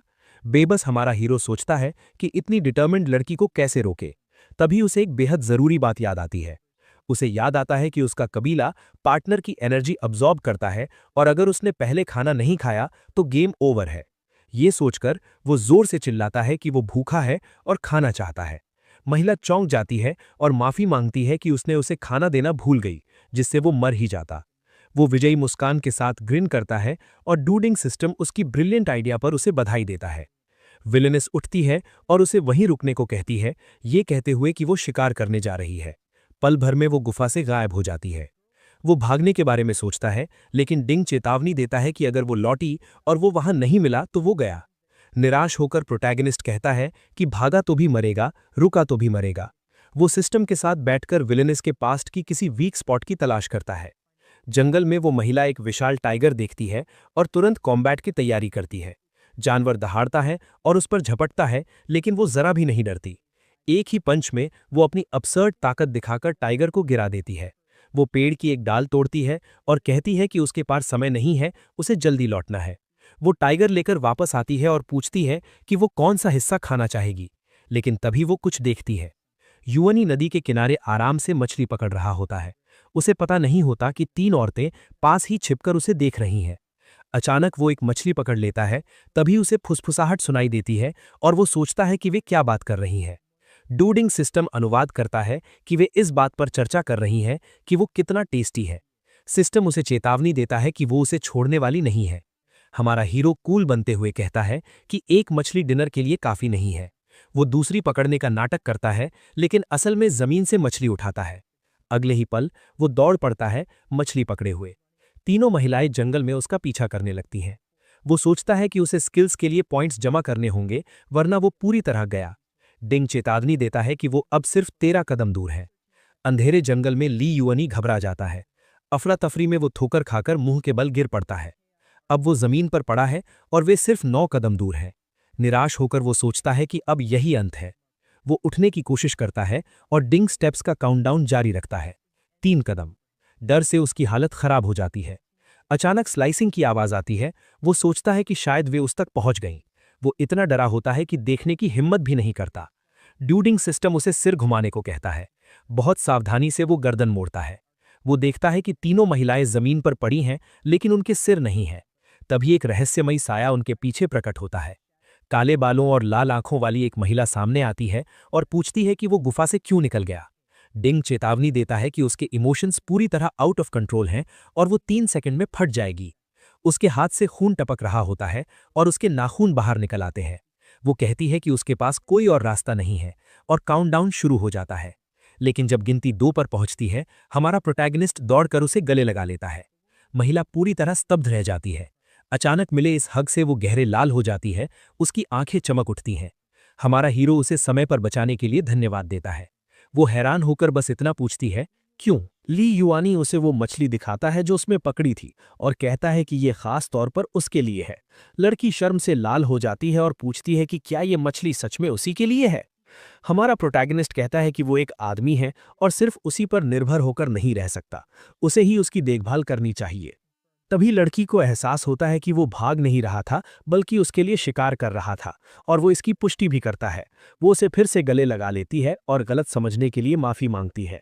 उसे दुनिया का सबसे अच्छा आदमी कहती है। गुफा में वापस आकर वो एक टाइगर निकालती है और वादा करती है कि वो हमारे हीरो की रक्षा करेगी।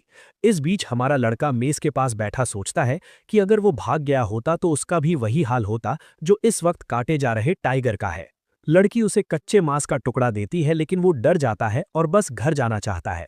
कांपते हाथों से हमारा प्रोटैगनिस्ट मांस लेने में हिचकिचाता है। वो कहती है कि खा लो, क्योंकि डिनर के बाद वे मीटिंग करने वाले हैं। ली युआनी पसीने से तर हो जाता है और कहता है कि वो कच्चा मांस नहीं खा सकता। महिला गुस्से में आ जाती है क्योंकि उसके हिसाब से मांस न खाना मतलब मीटिंग नहीं करना। वो कहता है कि वो सच में मीटिंग करना चाहता है, लेकिन कच्चा मांस उसे बीमार कर देगा और पूरा मूड खराब हो जाएगा। लड़की को शक होता है और वो पूछती है कि क्या सच में वुल्फ ट्राइब के लोग कच्चा मांस नहीं खाते। हमारा हीरो कसम खाता है कि अगर वो उसे थोड़ा समय दे दे पकाने के लिए तो वे उसके तुरंत बाद जरूर मीटिंग करेंगे। वो कहानी बनाता है कि उसके कबीले ने कच्चा मांस खाना छोड़ दिया है और उससे एक पत्थर तोड़ने को कहता है। वो उसकी बात मान लेती है।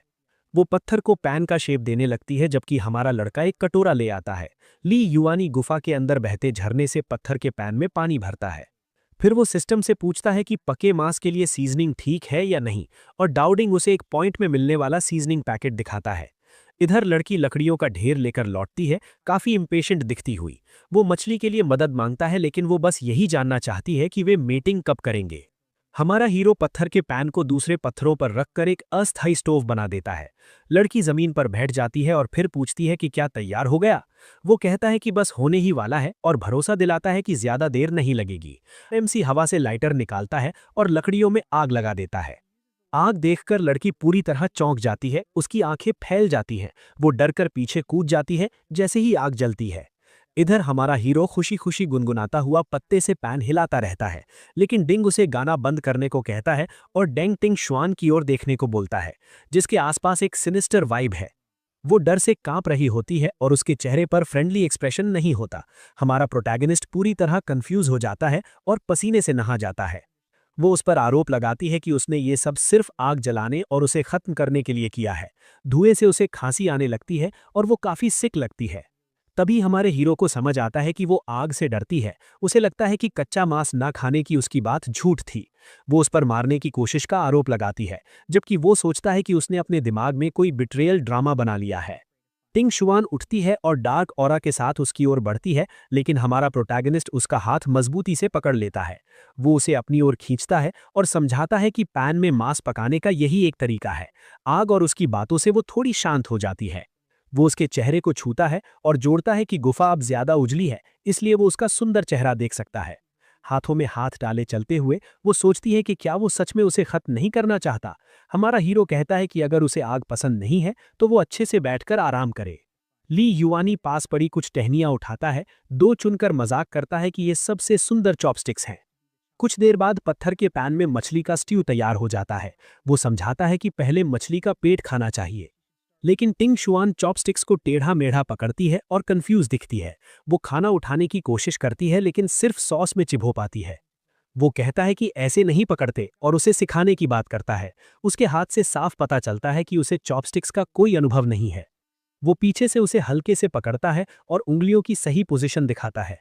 ली युआनी उसकी मदद से मछली का टुकड़ा उठवाता है और उसे चखने को कहता है। वो मछली मुंह में डालती है और उसका स्वाद लेती है। टिंग शुआन को ये बहुत स्वादिष्ट लगता है। वो कहता है कि अगर उसे पसंद है तो वो उसके लिए अक्सर बनाएगा। डाउडिंग अनाउंस करता है कि टिंग शुआन की अफेक्शन आधा पॉइंट बढ़ गई है और उसे 30 पॉइंट मिले हैं। हमारा हीरो खुशी से झूम उठता है और कहता है कि अब वो रिच है, फिर डेंजर प्रेमोनिशन स्किल के लिए ट्रेड करने को कहता है। सिस्टम रिक्वेस्ट कंफर्म करता है और 45 पॉइंट्स में डेंजर प्रेमोनिशन मॉड्यूल लोड कर देता है। इसके बाद वो डिंग से टिंग शुआन की इन्फॉर्मेशन दोबारा चलाने को कहता है। डिंग मान जाता है और हमारा लड़का आंखें बंद कर लेता है।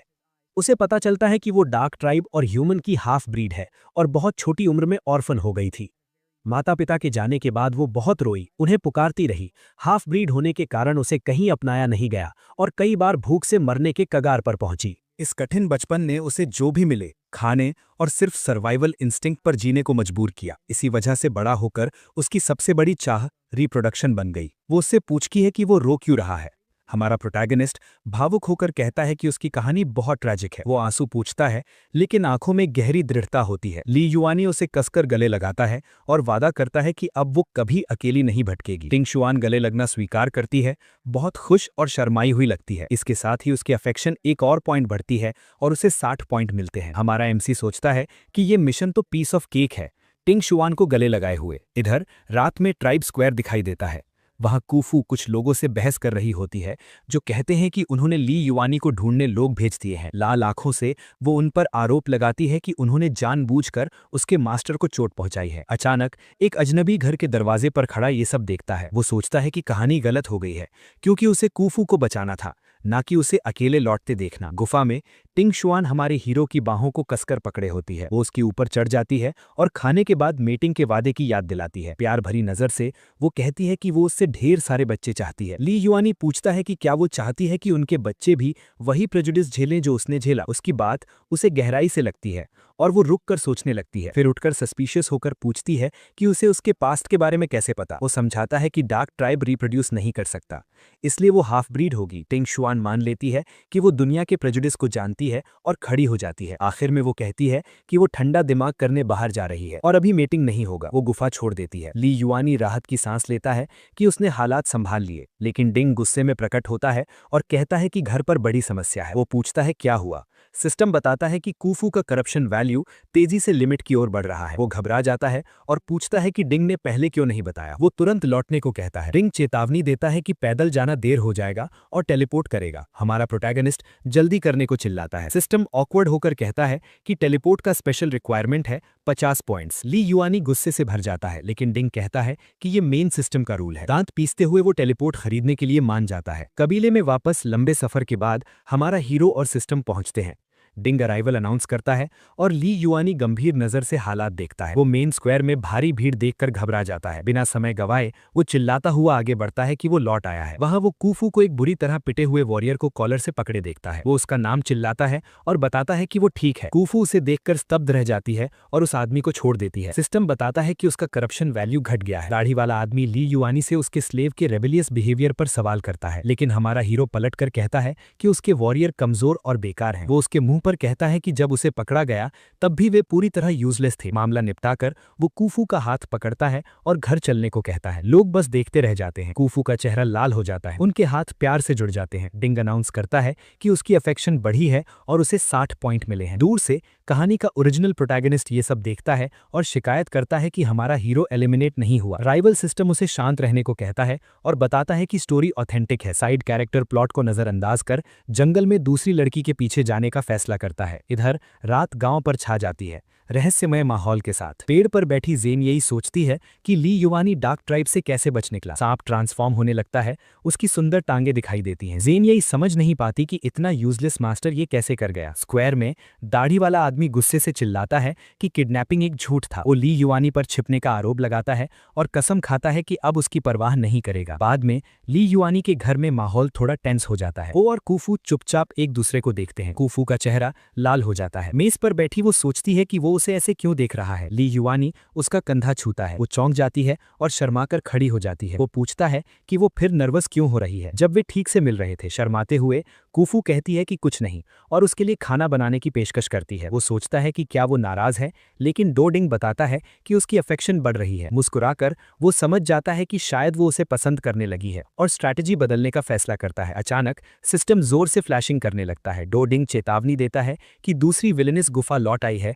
और उसे न देखकर उसका करप्शन आसमान छू रहा है। झुंझलाकर ली युआनी ऑथर के उस रूल को कोसता है जिसमें विलेनेसेस एक दूसरे से नहीं मिल सकती। वो सिस्टम से सवाल करता है कि 7 लड़कियां एक दूसरे को देख भी नहीं सकती, ये कैसा रूल है। आखिर में वो तय करता है कि कूफू से पहले बात करेगा, इससे पहले कि उसके गायब होने से वो भी करप्ट हो जाए। इधर गुफा में दूसरी विलेनेस गुस्से से भरी हुई है। उसे लगता है कि उसने उससे झूठ बोला और भाग निकला। खाली गुफा में अकेली वो हमारे प्रोटैगनिस्ट से पूरी तरह बिट्रेड महसूस करती है। वो कसम खाती है कि वो बच नहीं सकता क्योंकि उसके चारों ओर एक डार्क और डेंजरस ऑरा फैलने लगता है। अचानक उसे उसकी आवाज सुनाई देती है जो उसका नाम पुकारते हुए पूछती है कि क्या हुआ। टिंग शुआंग पलटती है, हैरान होकर देखती है कि वो सच में गुफा में वापस आ गया है। ली युआनी प्रकट होता है और उसे एक गिफ्ट दिखाता है जो उसने 3 सिस्टम पॉइंट्स में खरीदा था। टिंग शुआंग अभी भी शौक में उसे घूरती रहती है। बिना हिचकिचाए टिंग शुआंग हमारे हीरो पर झपट पड़ती है और वो इस हरकत से पूरी तरह स्टन रह जाता है। वो उसे जोर से पकड़ लेती है और दोनों जमीन पर गिर जाते हैं। लाल चेहरे के साथ वो घोषणा करती है कि वो अब और इंतजार नहीं कर सकती और अभी उसी वक्त उसका बच्चा चाहती है। शर्म से लाल होकर वो फिर दोहराती है कि वो सच में और इंतजार नहीं कर सकती। उसी पल डिंग चेतावनी देता है कि हमारा प्रोटैगनिस्ट झुक नहीं सकता क्योंकि अगर वो प्रेग्नेंट हो गई तो वो कभी एस्केप नहीं कर पाएगा। सिस्टम उसे यस या नो का ऑप्शन देता है, लेकिन हमारा हीरो तुरंत रिफ्यूज कर देता है। वो एक बहाना बनाता है, कहता है कि उनकी रेसेस अलग हैं और ये डेंजरस है। टिंग शुआंग कंफ्यूज्ड हो जाती है और सोचती है कि इसमें डेंजर कैसे हो सकता है। ली युआनी कहता है कि उसे उसके बॉडी स्ट्रक्चर को समझना होगा और पूछता है कि क्या वो उस पर ट्रस्ट करती है। प्यारा सा चेहरा बनाकर टिंग शुआंग जवाब देती है कि वो उसे पूरी तरह ट्रस्ट करती है। वो सोचता है कि सिचुएशन कंट्रोल में रखने के लिए उसे एपेटाइजर से थका देना होगा। ली युआनी उसे रिलैक्स करने को कहता है क्योंकि वो उसका बॉडी स्ट्रक्चर चेक करने वाला है और वो मान जाती है। उसी पल वो प्रक्रिया शुरू करता है और उसका छोटा हाथ उसके शरीर पर धीरे धीरे घूमने लगता है जिससे वो चौंक जाती है। टिंग शुआंग पूछती है कि ये क्या है, लेकिन वो बस कहता है कि ये तो बस शुरुआत है। फिर हमारे हीरो का हाथ स्ट्रेटेजिक तरीके से चलने लगता है। लड़की इस हालत में पूरी तरह लाल हो जाती है और उसे कस कर पकड़ लेती है। हमारा प्रोटैगनिस्ट समझ जाता है कि एक वेल डेवलप्ड बॉडी टच के लिए बहुत सेंसिटिव होती है। टिंग शुआंग को बाहों में उठाकर वो कहता है कि वे नेस्ट की ओर जा रहे हैं। वो हल्का कांपते हुए मान जाती है जब हमारा हीरो उसे मजबूती से पकड़े रहता है। वो उसे बेड पर लिटाता है और पूछता है कि क्या वो कंटिन्यू करना चाहती है। टिंग शुआंग कहती है कि उसे अच्छा लग रहा है। इसके साथ हमारा लड़का प्रोसेस जारी रखता है और लड़की की सांसें और तेज हो जाती हैं। कुछ देर बाद हमारा हीरो काफी थका हुआ और थोड़ा मैसी दिखता है उनकी छोटी सी जैम सेशन के बाद। सिस्टम उसे कॉन्ग्रेचुलेट करता है क्योंकि लड़की इतनी थक गई कि गहरी नींद में चली गई। डिंग ये भी रिपोर्ट करता है कि उसका करप्शन कम हुआ है और उसे रिवॉर्ड में 30 पॉइंट्स मिले हैं। हमारा प्रोटैगनिस्ट राहत से कहता है कि उसकी सारी मेहनत आखिरकार काम आ गई, लेकिन वो इतना एग्जॉस्टेड है कि बेड पर ही बेहोश हो जाता है और कहता है कि उसे थोड़ी देर रेस्ट चाहिए। इधर ट्राइब में हमारे हीरो के घर पर रात उतर आती है। कूफू थोड़ी अनईजी लगती है, उसके हाथ अपने आप कांप रहे होते हैं। बुरी यादें उसे परेशान कर रही हैं और उसकी आंखों में अलग सी चमक है। उसे एहसास होता है कि उसकी ताकत किसी तरह बढ़ गई है। वो सोचती है कि अगर ली युआनी फिर से ट्राइब छोड़कर गया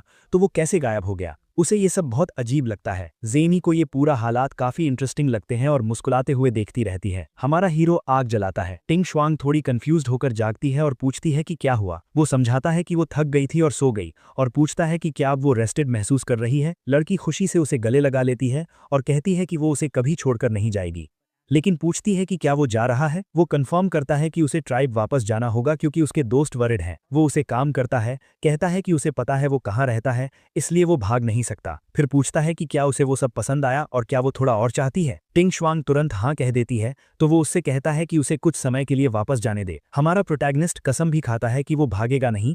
प्यारा सा चेहरा बनाकर उसे मनाने की कोशिश करता है। टिंग शुआंग उदास होकर दूसरी ओर देखती है लेकिन मान जाती है। वो कहती है कि वो उसे एक शर्त पर जाने देगी, उसे पहले उसे मार्क करने देना होगा। वो समझाती है कि मार्क के जरिए वो उसे कभी भी ट्रैक कर सकेगी और उसे पीस ऑफ माइंड मिलेगा। हमारा हीरो कंफ्यूज्ड होकर पूछता है कि वो ये मार्क कैसे बनाएगी। बिना सोचे टिंग शुआंग आगे बढ़ती है और उसके गर्दन पर काटती है। वो उसके गले को चूमती है और वहां निशान छोड़ देती है। वो बताती है कि इस तरह वो उसे ट्रैक कर पाएगी। ली युआनी समझ जाता है कि इस लड़की को नाराज करना अच्छा आइडिया नहीं है। वो सोचता है कि ये एक्स्ट्रा सिक्योरिटी लेयर हो सकती है और आखिरकार वर्थ इट है। हल्की मुस्कान के साथ वो पूछता है कि क्या अब वो जा सकता है। वो मान जाती है। वे अलविदा कहते हैं और हमारा हीरो गुफा से बाहर निकल जाता है। हाथ हिलाते हुए। बाहर आकर उसे अजीब लगता है कि उसने उसे इतनी आसानी से जाने दिया, और वो सस्पिशियस हो जाता है। हमारा एमसी जंगल में एक छिपी हुई जगह ढूंढता है टेलीपोर्ट के लिए। टेलीपोर्ट करने से ठीक पहले वो किसी को जंगल में कुछ ढूंढ न पाने की शिकायत सुनता है। ली युआनी समझ जाता है कि ओरिजिनल प्रोटैगनिस्ट वही है और वही विलन कैप्चर करने आया था। ओजी प्रोटैगनिस्ट शिकायत करता है कि उसे कुछ नहीं मिला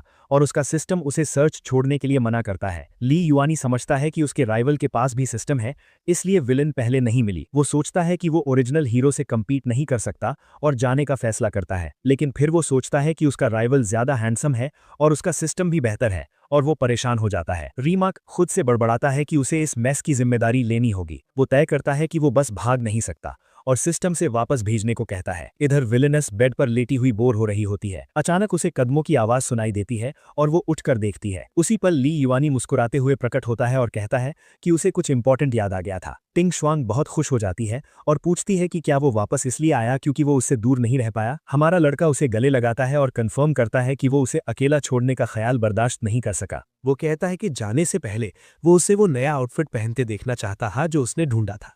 इस बहाने से टिंग शुआंग खुशी खुशी गिफ्ट पहनने को तैयार हो जाती है।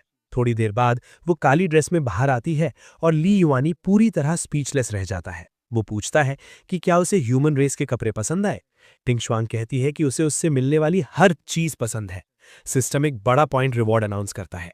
उसकी आंखों में दिल चमकने लगते हैं, ये दिखाते हुए कि वो कितनी खुश है। वो उसकी गोद में बैठ जाती है और पूछती है कि क्या वो अभी जा रहा है। हमारा लड़का कहता है कि वो उसके सो जाने तक रुकेगा। वो थोड़ी उदास होती है लेकिन मान जाती है कि उसे जाना ही होगा। रात जंगल पर उतर आती है और आधा चांद सितारों से भरे आसमान को रोशन करता है।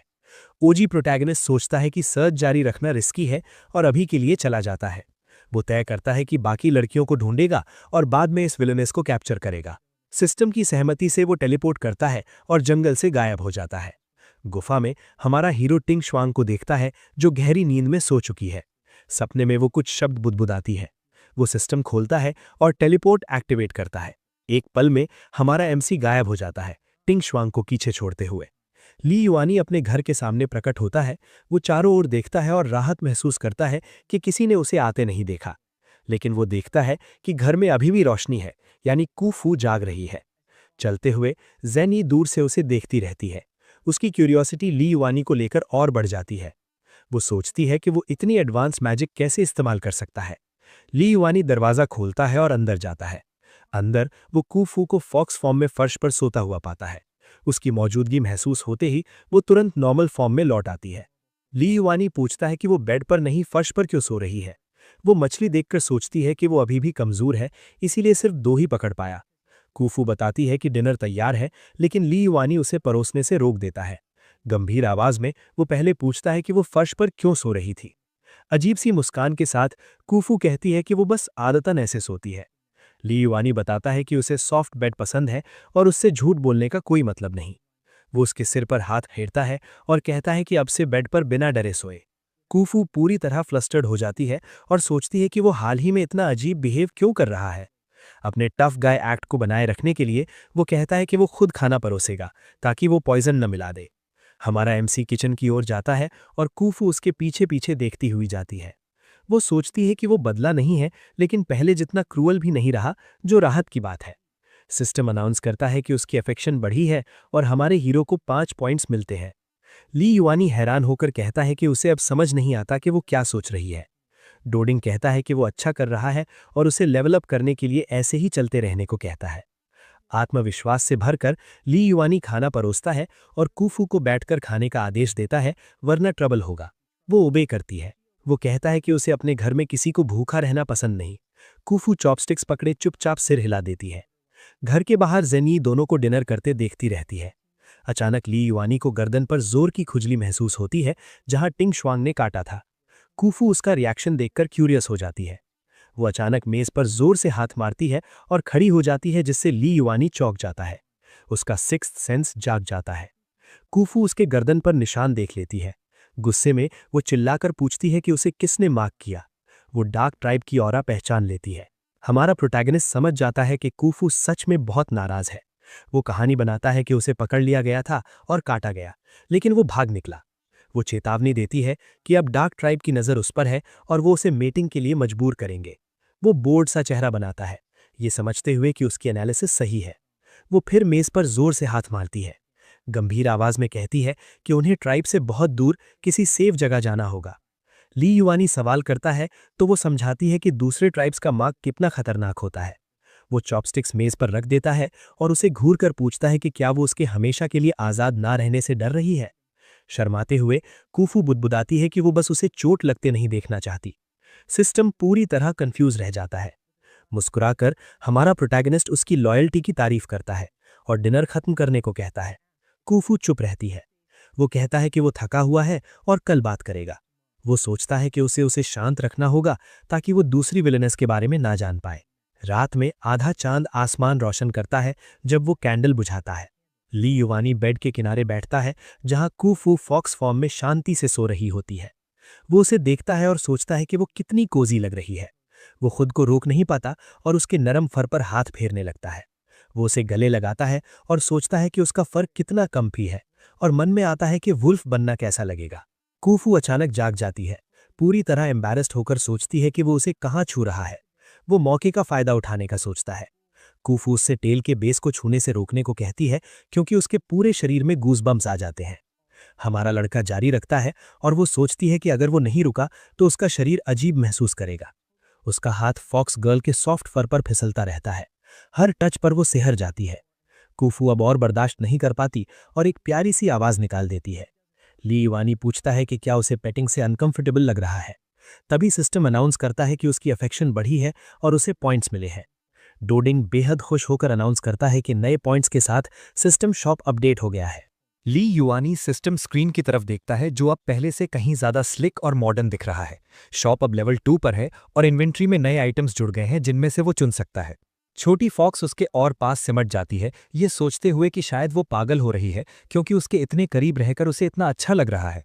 वो तय करती है कि कम से कम आज रात तो उससे लिपट कर ही सोएगी, बस इस पल को महसूस करने के लिए। हल्की सी मुस्कान के साथ हमारा लड़का छोटी फॉक्स से बहता है कि वो अच्छे से सोए और आराम करे। वो धीरे धीरे उसके फर पर हाथ फेरता रहता है जबकि कूफू उसकी गोद में गहरी नींद सो रही होती है। और इस तरह आधा चांद आसमान को रोशन करता हुआ रात शांति से गुजर जाती है। अगले दिन ली युआनी छोटी फॉक्स के साथ बीती रात के बाद काफी थका हुआ उठता है। वो बगल में देखता है और कूफू को उसकी ह्यूमन फॉर्म में शांति से सोता हुआ पाता है। वो हाथ बढ़ाकर उसका सिर हल्के से सहलाता है। अब पूरी तरह जाग चुकी कूफू कहती है कि उसे बाहर जाना है, लेकिन वो उसे डार्क ट्राइब से सावधान रहने की चेतावनी देती है। हमारा प्रोटैगनिस्ट बस सिर हिलाकर हामी भर देता है जब वो अपने कामों के लिए निकल जाती है। अकेला रहकर वो डोडिंग से शिकायत करता है कि वो बड़ी मुश्किल में फंसा है क्योंकि उसे समझ नहीं आ रहा कि उन्हें जगह बदलनी चाहिए या नहीं। हमारा हीरो आह भरता है और कहता है कि औरतों को खुश करना बहुत मुश्किल है, लेकिन सिस्टम बस उसका हौसला बढ़ाता है। वो आगे पीछे टहलने लगता है, इस प्रॉब्लम का कोई अच्छा सल्यूशन सोचने की कोशिश करता हुआ। अचानक वो रुक जाता है और लगता है जैसे उसे आखिरकार कोई आइडिया आ गया हो। वो तय करता है कि वो कूफू से मिलने जाएगा और ट्राइब छोड़ने के बारे में ठीक से बात करेगा। हमारा एमसी घर से निकलता है और पास के ऑर्चर्ड की ओर जाता है जहां वो अक्सर काम करती है। ऑर्चर्ड में कूफू शांति से सेब तोड़ रही होती है, लेकिन ओजी प्रोटैगनिस्ट भी वहां आ चुका होता है। वो दूर से कूफू को देख रहा होता है, आज उसे अपने काबू में करने का पक्का इरादा लिए। इसके लिए वो अपने सिस्टम का इस्तेमाल करके एक बढ़िया आउटफिट चुनता है ताकि उसे इंप्रेस कर सके। सिस्टम आइटम की परचेस कंफर्म करता है जो 1 घंटे के लिए उसका चार्म बढ़ा देगा। कूफू ऑर्चर्ड में सेब तोड़ती रहती है, तभी अचानक कहानी का ओरिजिनल प्रोटैगनिस्ट, हमारे लिए नकली, उसके सामने आकर उसका नाम पुकारता है। वो फ्रूट उठाने की पेशकश करता है, खुद को बड़ा अच्छा और हेल्पफुल दिखाने की कोशिश करते हुए। कूफू बिल्कुल इंप्रेस्ड नहीं होती और सोचती है कि उसका चेहरा इतना चमक रहा है जैसे उसने तेल से नहाया हो। वो उसकी मदद ठुकरा देती है, कहती है कि ये काम ट्राइब के स्लेव्स का है। झुंझलाकर ओजी प्रोटैगनिस्ट सोचता है कि शायद आउटफिट काम नहीं आई या फिर शायद वो हार्ड टू गेट खेल रही है। हमारा एमसी दूर से ये सब देख रहा होता है और उस परेशान करने वाले कीड़े जैसी हरकतों से बुरी तरह चिढ़ जाता है। उस बदतमीज को अपनी लड़की पर लाइन मारते देख वो गुस्से में तुरंत एक्शन लेने का फैसला करता है। हमारा लड़का ऑर्चर्ड में अपने राइवल की प्लान खराब करने के लिए मैनिपुलेटर मोड एक्टिवेट करता है। ली युआनी मीठी सी आवाज में उसे पुकारता है जिससे कूफू का ध्यान उसकी ओर चला जाता है। हमारा हीरो पास आता है और नाटक करते हुए कहता है कि अब उसने मदद कर दी है तो उसकी जरूरत नहीं रही। वो मोटा दिमाग राइवल सोचता है कि वो यहाँ क्या कर रहा है और मान लेता है कि लिन युआनी उससे कोई खतरा नहीं है। हमारा प्रोटैगनिस्ट मुड़कर जाने लगता है, लेकिन कूफू उसका स्लीव पकड़कर उसे रुकने को कहती है, उसके ड्रामा में पूरी तरह फंसकर। डोडिंग अनाउंस करता है कि उसकी अफेक्शन बढ़ गई है और हमारे हीरो को बोनस में 5 और पॉइंट्स मिलते हैं। जीत की मुस्कान के साथ हमारा प्रोटैगनिस्ट उसके हाथ से फ्रूट बास्केट ले लेता है। वो कहता है कि वो इसे उठाएगा, लेकिन बदले में उसे बहुत स्वादिष्ट डिनर चाहिए। पीछे खड़ा राइवल पूरी तरह डम्बफाउंडेड रह जाता है, जबकि लिन युआनी अपने मन में उस पेस्की इंसेक्ट पर मिली क्विक विक्ट्री का जश्न मनाता है। पूरी तरह उलझा हुआ राइवल समझ नहीं पाता कि वो इतनी जल्दी लड़की कैसे हार गया। चिंतित होकर कूफू लिन युआनी से कहती है कि वो पहले वाले राइवल से सावधान रहे। स्लेव होने के बावजूद वो उसमें दिलचस्पी ले रहा था। हमारा लड़का उसके एनालिसिस से सहमत होता है और दोनों चलते रहते हैं। कूफू उससे कहती है कि वो ऑर्चर्ड में जैसा अजीब बिहेव कर रहा था वैसा फिर ना करे। वो पूछता है कि उसका मतलब क्या है, तो वो समझाती है कि ट्राइब के दूसरे आदमी उसे इस वजह से नीचा दिखाएंगे। हमारा प्रोटैगनिस्ट समझ जाता है कि वो मैनिपुलेटर मोड की बात कर रही है, जिससे उसने उसे थोड़ा टीज किया था। वो हल्के से उसके सिर पर थपकी देता है, पास आकर पूछता है कि क्या अब वो उससे डरती नहीं है। कूफू के पास कोई जवाब नहीं रहता। हमारा हीरो कहता है कि उसे दूसरों की परवाह नहीं है, क्योंकि अब वो बस उसका कर्ज चुकाना चाहता है। कूफू पूरी तरह फ्लस्टर्ड हो जाती है और सोचती है कि वो सच में बदल गया है और शायद इतना बुरा भी नहीं है। इस मूव से उसकी अफेक्शन लेवल और बढ़ जाती है, साफ दिखाता है कि वो उसे पूरी तरह जीत चुका है। हमारा प्रोटैगनिस्ट उसे देखता है और सोचता है कि वो बस एक किताब का कैरेक्टर थी, लेकिन अब उसे एहसास होता है कि कूफू उससे कहीं ज्यादा है और उसे सच में जीतना पड़ेगा। वो हल्की सी स्मर्क के साथ कहता है कि जब वो मुस्कुराती है तो बहुत खूबसूरत लगती है और उसे उसके न होने पर भी मुस्कुराना चाहिए। कूफू की आंखें फैल जाती हैं और वो पूरी तरह शर्माकर दूसरी ओर देख लेती है। माहौल तोड़ने के लिए वो लाल टमाटर जैसी शक्ल बनाकर उसे खाने के लिए घर चलने को कहती है। रास्ते में वो उसके लिए खाना बनाने की पेशकश करता है, लेकिन कूफू को उसका बर्ताव काफी सस्पिशियस लगता है। दूर से राइवल दोनों को साथ जाते हुए देखता है। उसे एहसास होता है कि हमारा हीरो शायद एक और ट्रांसमाइग्रेटर है और अब एक असली खतरा बन चुका है। उसका सिस्टम उसे चेतावनी देता है कि लिन युआनी के विलेनस कैप्चर करने से पहले उसे तेजी से कदम उठाना होगा। राइवल एक प्लान बनाना शुरू करता है, ये याद करते हुए कि ट्राइब में विंटर आने वाला है। सिस्टम उससे पूछता है कि नए राइवल के आने के बाद उसका प्लान क्या है। उसे डार्क ट्राइब की एक लड़की याद आती है जो उसके गोल के लिए यूजफुल हो सकती है। राइवल तय करता है कि वो उस लड़की का यूज करके हमारे लड़के को हटाएगा और कहानी को वापस ट्रैक पर लाएगा। इस प्लान के साथ पेस्की इंसेक्ट मुड़कर चला जाता है। ली युआनी के घर में डिनर के लिए टेबल सजी थी और गर्म खाना रखा था। हमारा हीरो कूफू को सूप देता है, तभी अचानक एक एनर्जी ब्लास्ट कमरे को चीरता हुआ केओस फैला देता है। वो इस अचानक हमले से चौंक जाता है। एक अटैक ली युआनी के पास से तेजी से निकल जाता है, जिसे वो आखिरी पल में डॉज कर लेता है। हमलावर एक महत्वपूर्ण औरत होती है, जिसके हाथ में चिडोरी जैसी दिखने वाली अटैक होती है। हमला होने से पहले कूफू उसके सामने कूद जाती है। तेज वार कूफू की बाह पर एक छोटा सा जख्म छोड़ता है और उसे पीछे उछाल देता है। ली युआनी उसे पकड़ता है, घबराया हुआ, और समझ जाता है कि उसे उसकी वजह से चोट लगी है। कूफू पूछती है कि क्या ये वही औरत है जिसने उसे मार्क किया था, लेकिन हमारा हीरो तुरंत इनकार कर देता है। इंट्रूडर ठंडी आवाज में कहती है कि उसे तुरंत एलिमिनेट करना होगा। वो समझाती है कि वो तभी जिंदा रह पाएगी जब हमारे प्रोटैगनिस्ट को अपने रास्ते से हटा देगी।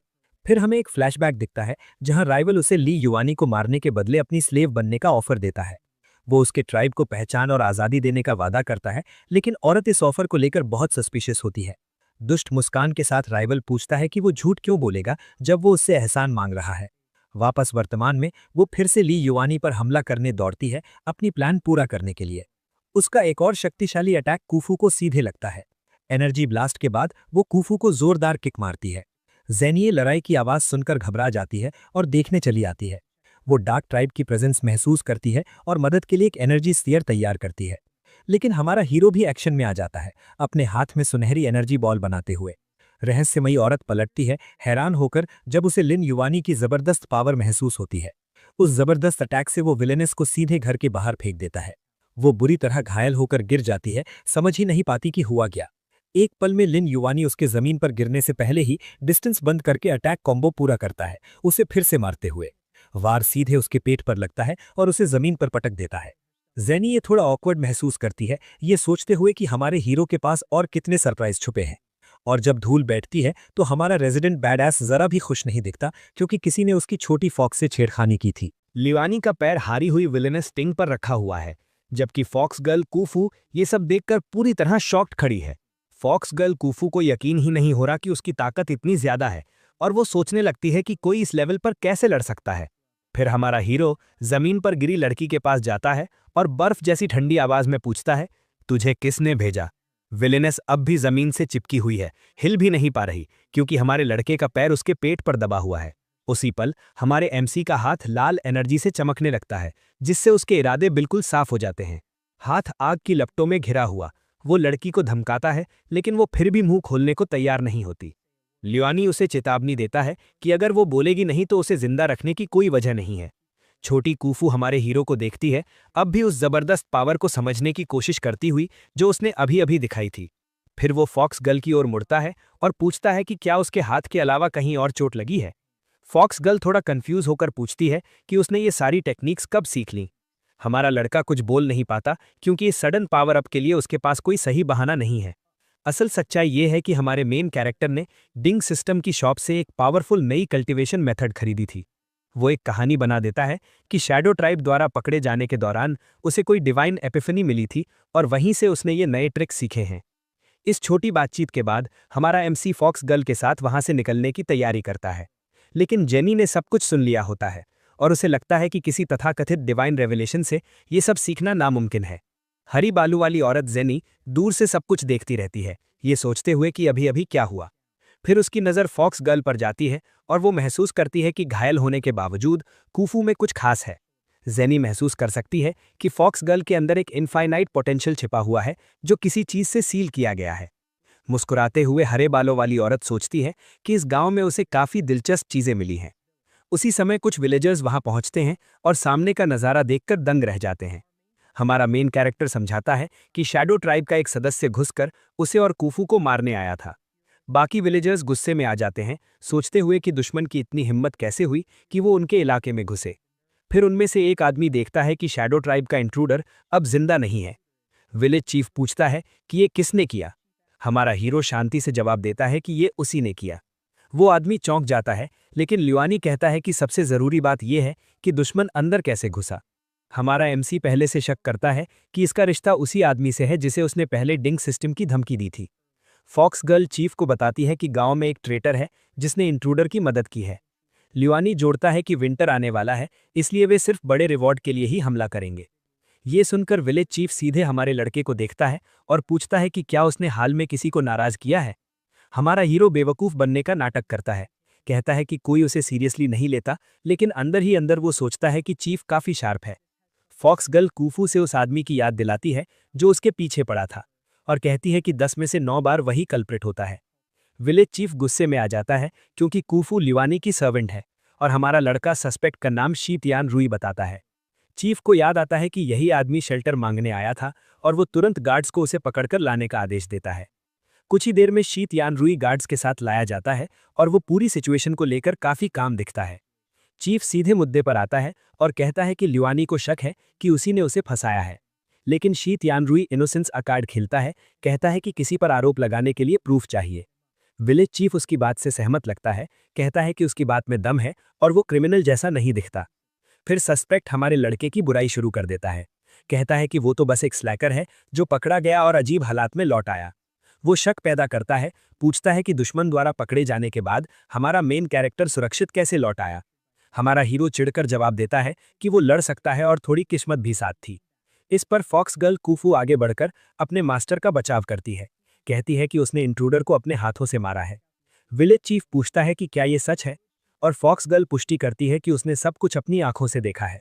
सस्पेक्ट थोड़ा चौंक जाता है और उसी पल हमारे लड़के के गर्दन पर मार्क दिखता है।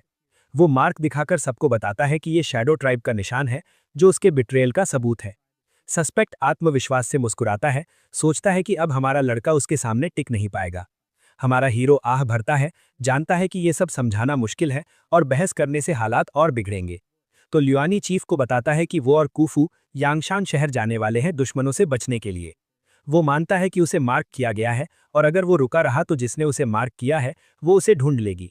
विलेज चीफ चिंतित होकर पूछता है कि नई सिटी में वो खुद को कैसे संभालेगा, लेकिन हमारे मेन कैरेक्टर ने मन बना लिया होता है। कहता है कि जब कोई उस पर यकीन ही नहीं करता तो उसे मन बदलने की जरूरत नहीं है। शीतयान रुई इस फैसले से बिल्कुल खुश नहीं होता। वो सबके सामने आकर चिल्लाता है कि हमारे हीरो को जाने की इजाजत नहीं है। वो पैनिक कर रहा होता है क्योंकि अगर कूफू उसके साथ चली गई तो उसकी मिशन पूरी तरह फेल हो जाएगी। विलेज चीफ उससे पूछता है कि उनकी डिपार्चर का उसके फ्यूचर प्लान से क्या लेना देना। शीतयान रुई दावा करता है कि हमारा हीरो सजा से बचने के लिए भाग रहा है और गांव के लिए खतरा है। हमारा लड़का पलटकर पूछता है कि उसके पास भी कोई प्रूफ नहीं है और अगर वे एलाय होते तो दुश्मन उस पर हमला क्यों करता। फॉक्स गर्ल कूफू उस आदमी को मौत जैसी नजर से देखती है जो उसके मास्टर पर ट्रेटर होने का आरोप लगा रहा है। उसी समय शीटियन रुई के सामने डूइंग सिस्टम की स्क्रीन आती है जो चेतावनी देती है कि कूफू की करप्शन वैल्यू बढ़ रही है। सिस्टम उसे टॉपिक बदलने और अगला कदम सोच समझकर उठाने को कहता है। डूइंग सिस्टम यह भी चेतावनी देता है कि यांगशान में भी विलेनेसेस हैं और किसी भी हाल में शीटियन रुई तय करता है कि वो वहां जाएगा। वो कहता है कि वो जो चाहे करें और सबकी तरफ पीठ करके चला जाता है। हमारा हीरो और कूफू उसे जाते हुए देखते हैं, उसकी मुट्ठी भिजी हुई, गुस्से से भरी। हमारा मेन कैरेक्टर सोचता है कि उसे कूफू के सो कॉल्ड प्रोटैगनिस्ट से प्रभावित होने की चिंता नहीं है। फॉक्स गर्ल भी सोचती है कि उस आदमी के इरादे बेहद घिनौने और गलत हैं। हमारा लड़का चीफ से कहता है कि वो कभी गांव से धोखा नहीं करेगा और अब वो और कूफू सामान बांधने जा रहे हैं। चीफ उसे अच्छी जिंदगी जीने और अपने तरीके बदलने की सलाह देता है और हमारा लड़का वादा करता है कि वो ऐसा ही करेगा। घर पहुंचकर वे देखते हैं कि इंट्रूडर से लड़ाई में दरवाजा पूरी तरह टूट चुका है। हमारा हीरो कहता है कि दरवाजा ठीक करने की जरूरत नहीं, जो टूटा है उसे टूटा ही रहने दो। कूफू थोड़ी उदास हो जाती है लेकिन कुछ कह नहीं पाती। वो उसका हाथ पकड़ता है और कहता है कि उसे ये जगह वैसे भी कभी पसंद नहीं थी और इसे नई शुरुआत समझने को कहता है। उनके हाथ जुड़ते हैं, सुकून और नए आगाज का वादा करते हुए। मुस्कुराते हुए निकलते समय हमारा मेन कैरेक्टर वादा करता है कि वे एक नया सुंदर घर बनाएंगे। हैरान होकर कूफू उसके शब्द दोहराती है, अब भी यकीन ना करते हुए। वो हमारा घर कहकर पुष्टि करता है और दोनों हाथ में हाथ डालकर नई यात्रा पर निकल पड़ते हैं। लेटते हुए हमारा मेन कैरेक्टर कूफू से कहता है कि सो जाए क्योंकि सुबह जल्दी निकलना है।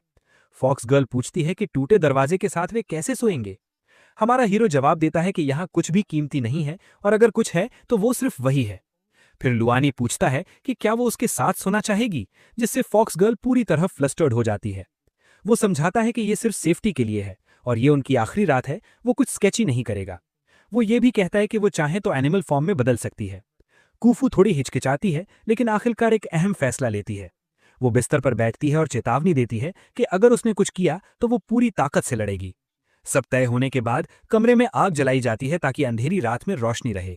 दोनों पीठ से पीठ लगाकर लेटते हैं और एक दूसरे को गुड नाइट कहकर आराम करने की कोशिश करते हैं। लेकिन कूफू को नींद नहीं आती। वो सब कुछ सोचती रहती है और ये भी कि उसका मास्टर कितना बदल गया है। वो याद करती है कि वो पहले कैसा था और अब कितना अलग हो गया है। जब हमारा मेन कैरेक्टर शांति से सो रहा होता है, फॉक्स गर्ल उसे चुपचाप देखती रहती है। कूफू मन ही मन वादा करती है कि अगर वो उसे ऐसे ही अच्छा रखेगा तो वो भविष्य में उसके साथ अच्छी जिंदगी जिएगी। हमारा लड़का जो सोता हुआ लग रहा था कहता है कि कुछ भी जबरदस्ती मत करो, आराम से चलो। उसी पर डूइंग सिस्टम कूफू की अफेक्शन वैल्यू डिटेक्ट करता है और काफी खुश होता है। उसकी अफेक्शन 2 पॉइंट्स और बढ़ जाती है और हमारे हीरो को सिस्टम से 100 पॉइंट्स का रिवॉर्ड मिलता है। डूइंग सिस्टम होस्ट को बधाई देता है कि उसने सिर्फ एक सेंटेंस से पूरा पासा पलट दिया। हमारा लड़का अपने पुराने सेल्फ की तरफ से माफी मांगता है और कहता है कि वो अब उसे वैसा कभी ट्रीट नहीं करेगा, कभी नहीं।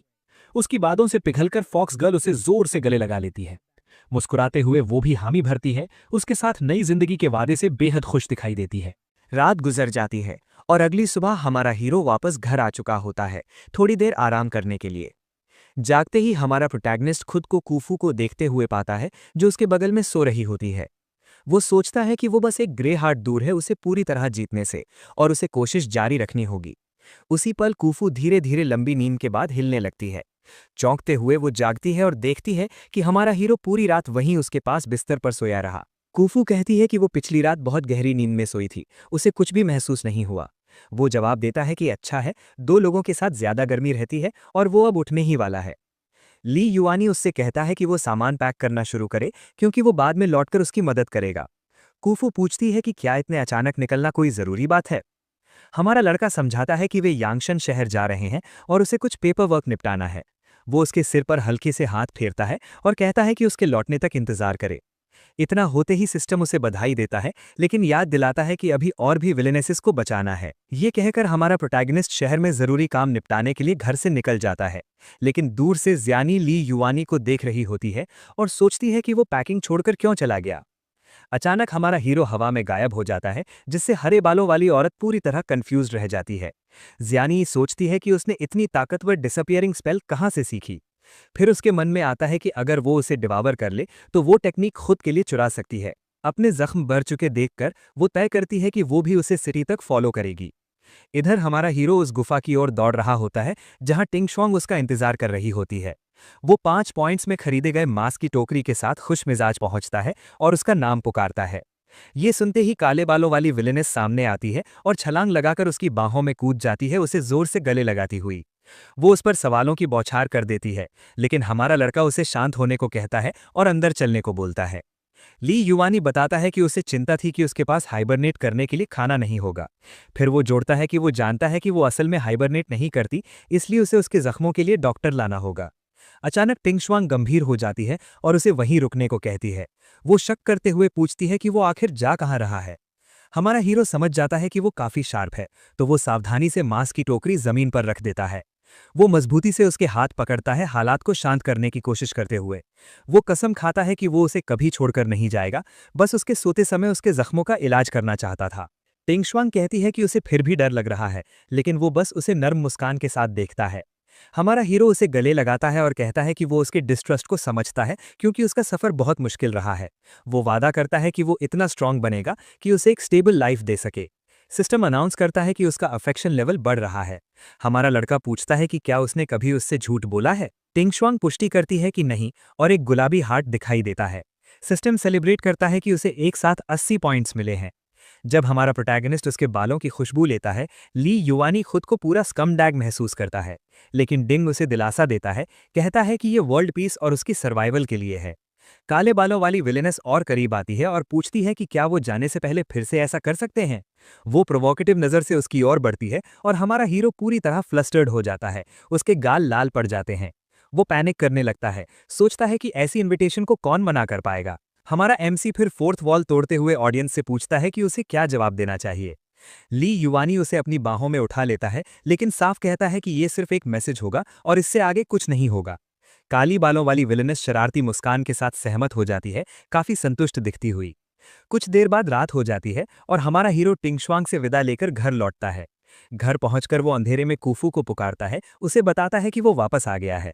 फॉक्स गर्ल दरवाजे पर मुस्कान के साथ आती है, मीठी और खुश आवाज में उसका स्वागत करती हुई। कूफू खुशी से बताती है कि पैकिंग लगभग पूरी हो चुकी है।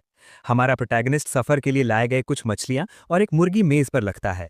वो देखता है कि वो कितनी व्यस्त रही है और कहता है कि उसके बाल बिखरे हुए हैं। फॉक्स गर्ल के गाल लाल हो जाते हैं और वो थोड़ा एम्बैरेस्ड हो जाती है। अचानक वो पूरी ताकत से उसे गले लगा लेती है। कूफू उससे कहती है कि वो उसके साथ इतना अच्छा ना बने, क्योंकि उसे डर है कि वो उसकी काइंडनेस से बहुत ज्यादा जुड़ जाएगी। और फिर अगली सुबह दोनों आखिरकार गांव छोड़ देते हैं अपनी यात्रा शुरू करने के लिए। रास्ते में एक बुजुर्ग आदमी उन्हें सलाह देता है, चेतावनी देता है कि बड़ी सिटी खतरनाक होती है। ली युआनी उसे धन्यवाद में गले लगाता है और सोचता है कि इस शरीर का पिछला मालिक पूरा स्क्रू अप था। बुजुर्ग मजाक करता है कि वो तो एक मदर हेन की तरह चिंता करता है। वो विदा लेता है और कहता है कि अगर कुछ ठीक ना चले तो वे वापस आ सकते हैं। हमारा हीरो सोचता है कि अंकल सू उसे पिता की तरह मानते हैं और वो जरूर मिलने आएगा। दोनों हाथों में हाथ डाले यांगशान सिटी की लंबी यात्रा पर निकल पड़ते हैं। 2 दिन बाद वे एक खूबसूरत वाटरफॉल पर पहुंचते हैं और आराम करने का फैसला करते हैं। सफर थका देने वाला रहा होता है, तो वे अपना सामान जमीन पर रख देते हैं थोड़े ब्रेक के लिए। हमारा लड़का स्ट्रेच करता है और कुफू से कहता है कि वो नहाने चली जाए, जबकि वो फायरवुड इकट्ठा करेगा। लेकिन कुफू ये काम खुद करने की पेशकश करती है। हमारा हीरो उसे खुद को स्लेव की तरह ट्रीट करने से मना करता है, क्योंकि वे ट्राइब छोड़ चुके हैं। वो कहता है कि अब से वे खुद को फैमिली समझें। फॉक्स गर्ल अपने मन में फैमिली शब्द दोहराती है, उसका चेहरा पूरी तरह लाल हो जाता है। हमारा लड़का कहता है कि वो आगे चली जाए, उसने पहले ही देख लिया है, वहां कोई नहीं है। दिल जोर जोर से धड़कते हुए कुफू उसकी काइंडनेस से पूरी तरह फ्लस्टर्ड हो जाती है। सिस्टम अनाउंस करता है कि उसका अफेक्शन बढ़ रहा है और ली युआनी गर्व से कहता है कि दुनिया को बचाना उसका फर्ज है। फिर हमारा प्रोटैगनिस्ट जंगल में फायरवुड इकट्ठा करने चला जाता है। चलते हुए वो नोटिस करता है कि यहाँ की वेजिटेशन काफी डेंस और अजीब है। जमीन कांटों से भरी बेलों से ढकी होती है, जिससे चलना मुश्किल हो जाता है। उसी समय दो दिंग उसे अलर्ट करता है कि फॉरेस्ट ट्राइब की एक विलेनेस इस इलाके में रहती है। हमारा हीरो अपनी किस्मत पर हैरान हो जाता है। सिस्टम कोऑर्डिनेट स्कैन करना शुरू करता है एग्जैक्ट लोकेशन कंफर्म करने के लिए। घबराए हुए एक्सप्रेशन के साथ सिस्टम कंफर्म करता है कि वे सच में विलेनेस के टेरिटरी में आ चुके हैं। अचानक कांटों से भरी एक बेल कहीं से निकलकर हमारे हीरो पर हमला कर देती है। वो बेल उसके शरीर को कसकर लपेट लेती है, उसे पूरी तरह इम्मोबिलाइज कर देती है। बेल उसे हवा में उठा लेती है, उल्टा लटकाकर छोड़ देती है। हमारा प्रोटैगनिस्ट पेड़ की टहनी से उल्टा लटका रहता है, घबराकर सोचता है कि ये सब क्या हो गया। वो सिस्टम से पूछता है कि क्या ये विलेनस एक यान्डरे है जो शक्ल देखकर जज करती है। ये सोचकर वो और ज्यादा परेशान हो जाता है, क्योंकि अगर उसे पसंद नहीं आया मतलब वो हैंडसम नहीं है। सिस्टम बताता है कि उसका फेस 10 में से 6 है। वो हार सा महसूस करता है, लेकिन डिंग उसे दिलासा देता है। उसी पल घने अंधेरे जंगल के बीच एक तेज रोशनी चमकती है। अचानक एल्फ ईयर्स और सुनहरे बालों वाली एक खूबसूरत औरत हवा में तैरती हुई प्रकट होती है। वो शरारती मुस्कान के साथ उसे देखती है और कहती है कि वो वुल्फ ट्राइब का युवा है। वो उसके पास आती है और कहती है कि काफी समय बाद उसने कोई जिंदा प्राणी देखा है। हमारा लड़का सोचता है कि शायद वो सील की गई थी और ये उसका मेन बॉडी नहीं है। रहस्यमयी ब्लॉन्ड औरत करीब आती है और उसका नाम पूछती है। ली युआनी अपना नाम बताता है और मन ही मन दुआ करता है कि वो उसे खा न जाए, क्योंकि खाने को नाम से क्या फर्क पड़ता है। लेकिन वो उसे सूंघती है और कहती है कि उसकी खुशबू डिलिशियस है, और हमारा हीरो पूरी तरह फ्रीक आउट हो जाता है। विलेनेस उसका नाम गहरी नज़र से दोहराती है, जिससे वो और ज्यादा डर जाता है। वो चुपचाप उसे देखती रहती है, जैसे तय कर रही हो कि उसके साथ क्या करना है। फिर ब्लॉन्ड औरत कहती है कि वो उसे ढूंढेगी और गायब हो जाती है। इसके साथ ही उसे पकड़े हुए बेल उसे छोड़ देती है और वो सीधे जमीन पर गिर जाता है। हमारा हीरो सिर के बल गिरता है और दर्द की शिकायत करता है जब बेल जंगल में वापस चली जाती है। उसी समय पास ही मौजूद कुफू वहां पहुंचती है और सब देख लेती है। डरी हुई वो दौड़कर उसके पास आती है और पूछती है कि क्या हुआ। ली युआनी उठता है और समझाता है कि वो बस फॉरेस्ट ट्राइब के कुछ लोगों से टकरा गया था। दोनों साथ आगे बढ़ते हैं और वो कहता है कि इस जगह की ऑरा बहुत डार्क और अप्रेसिव है। कुफू सहमत होती है और सुझाव देती है कि उन्हें जल्दी से कहीं और कैंप करना चाहिए। हे दोस्तों, इस वीडियो को देखने के लिए आपका बहुत बहुत शुक्रिया। प्लीज इस वीडियो को लाइक और शेयर जरूर करें। अगर आप चाहते हैं कि हम इस कहानी को जारी रखें तो प्लीज इस वीडियो को अपना पूरा सपोर्ट दें और ऐसी ही नई नई स्टोरीज के लिए चैनल को अभी सब्सक्राइब कर लें। मिलते हैं अगले वीडियो में।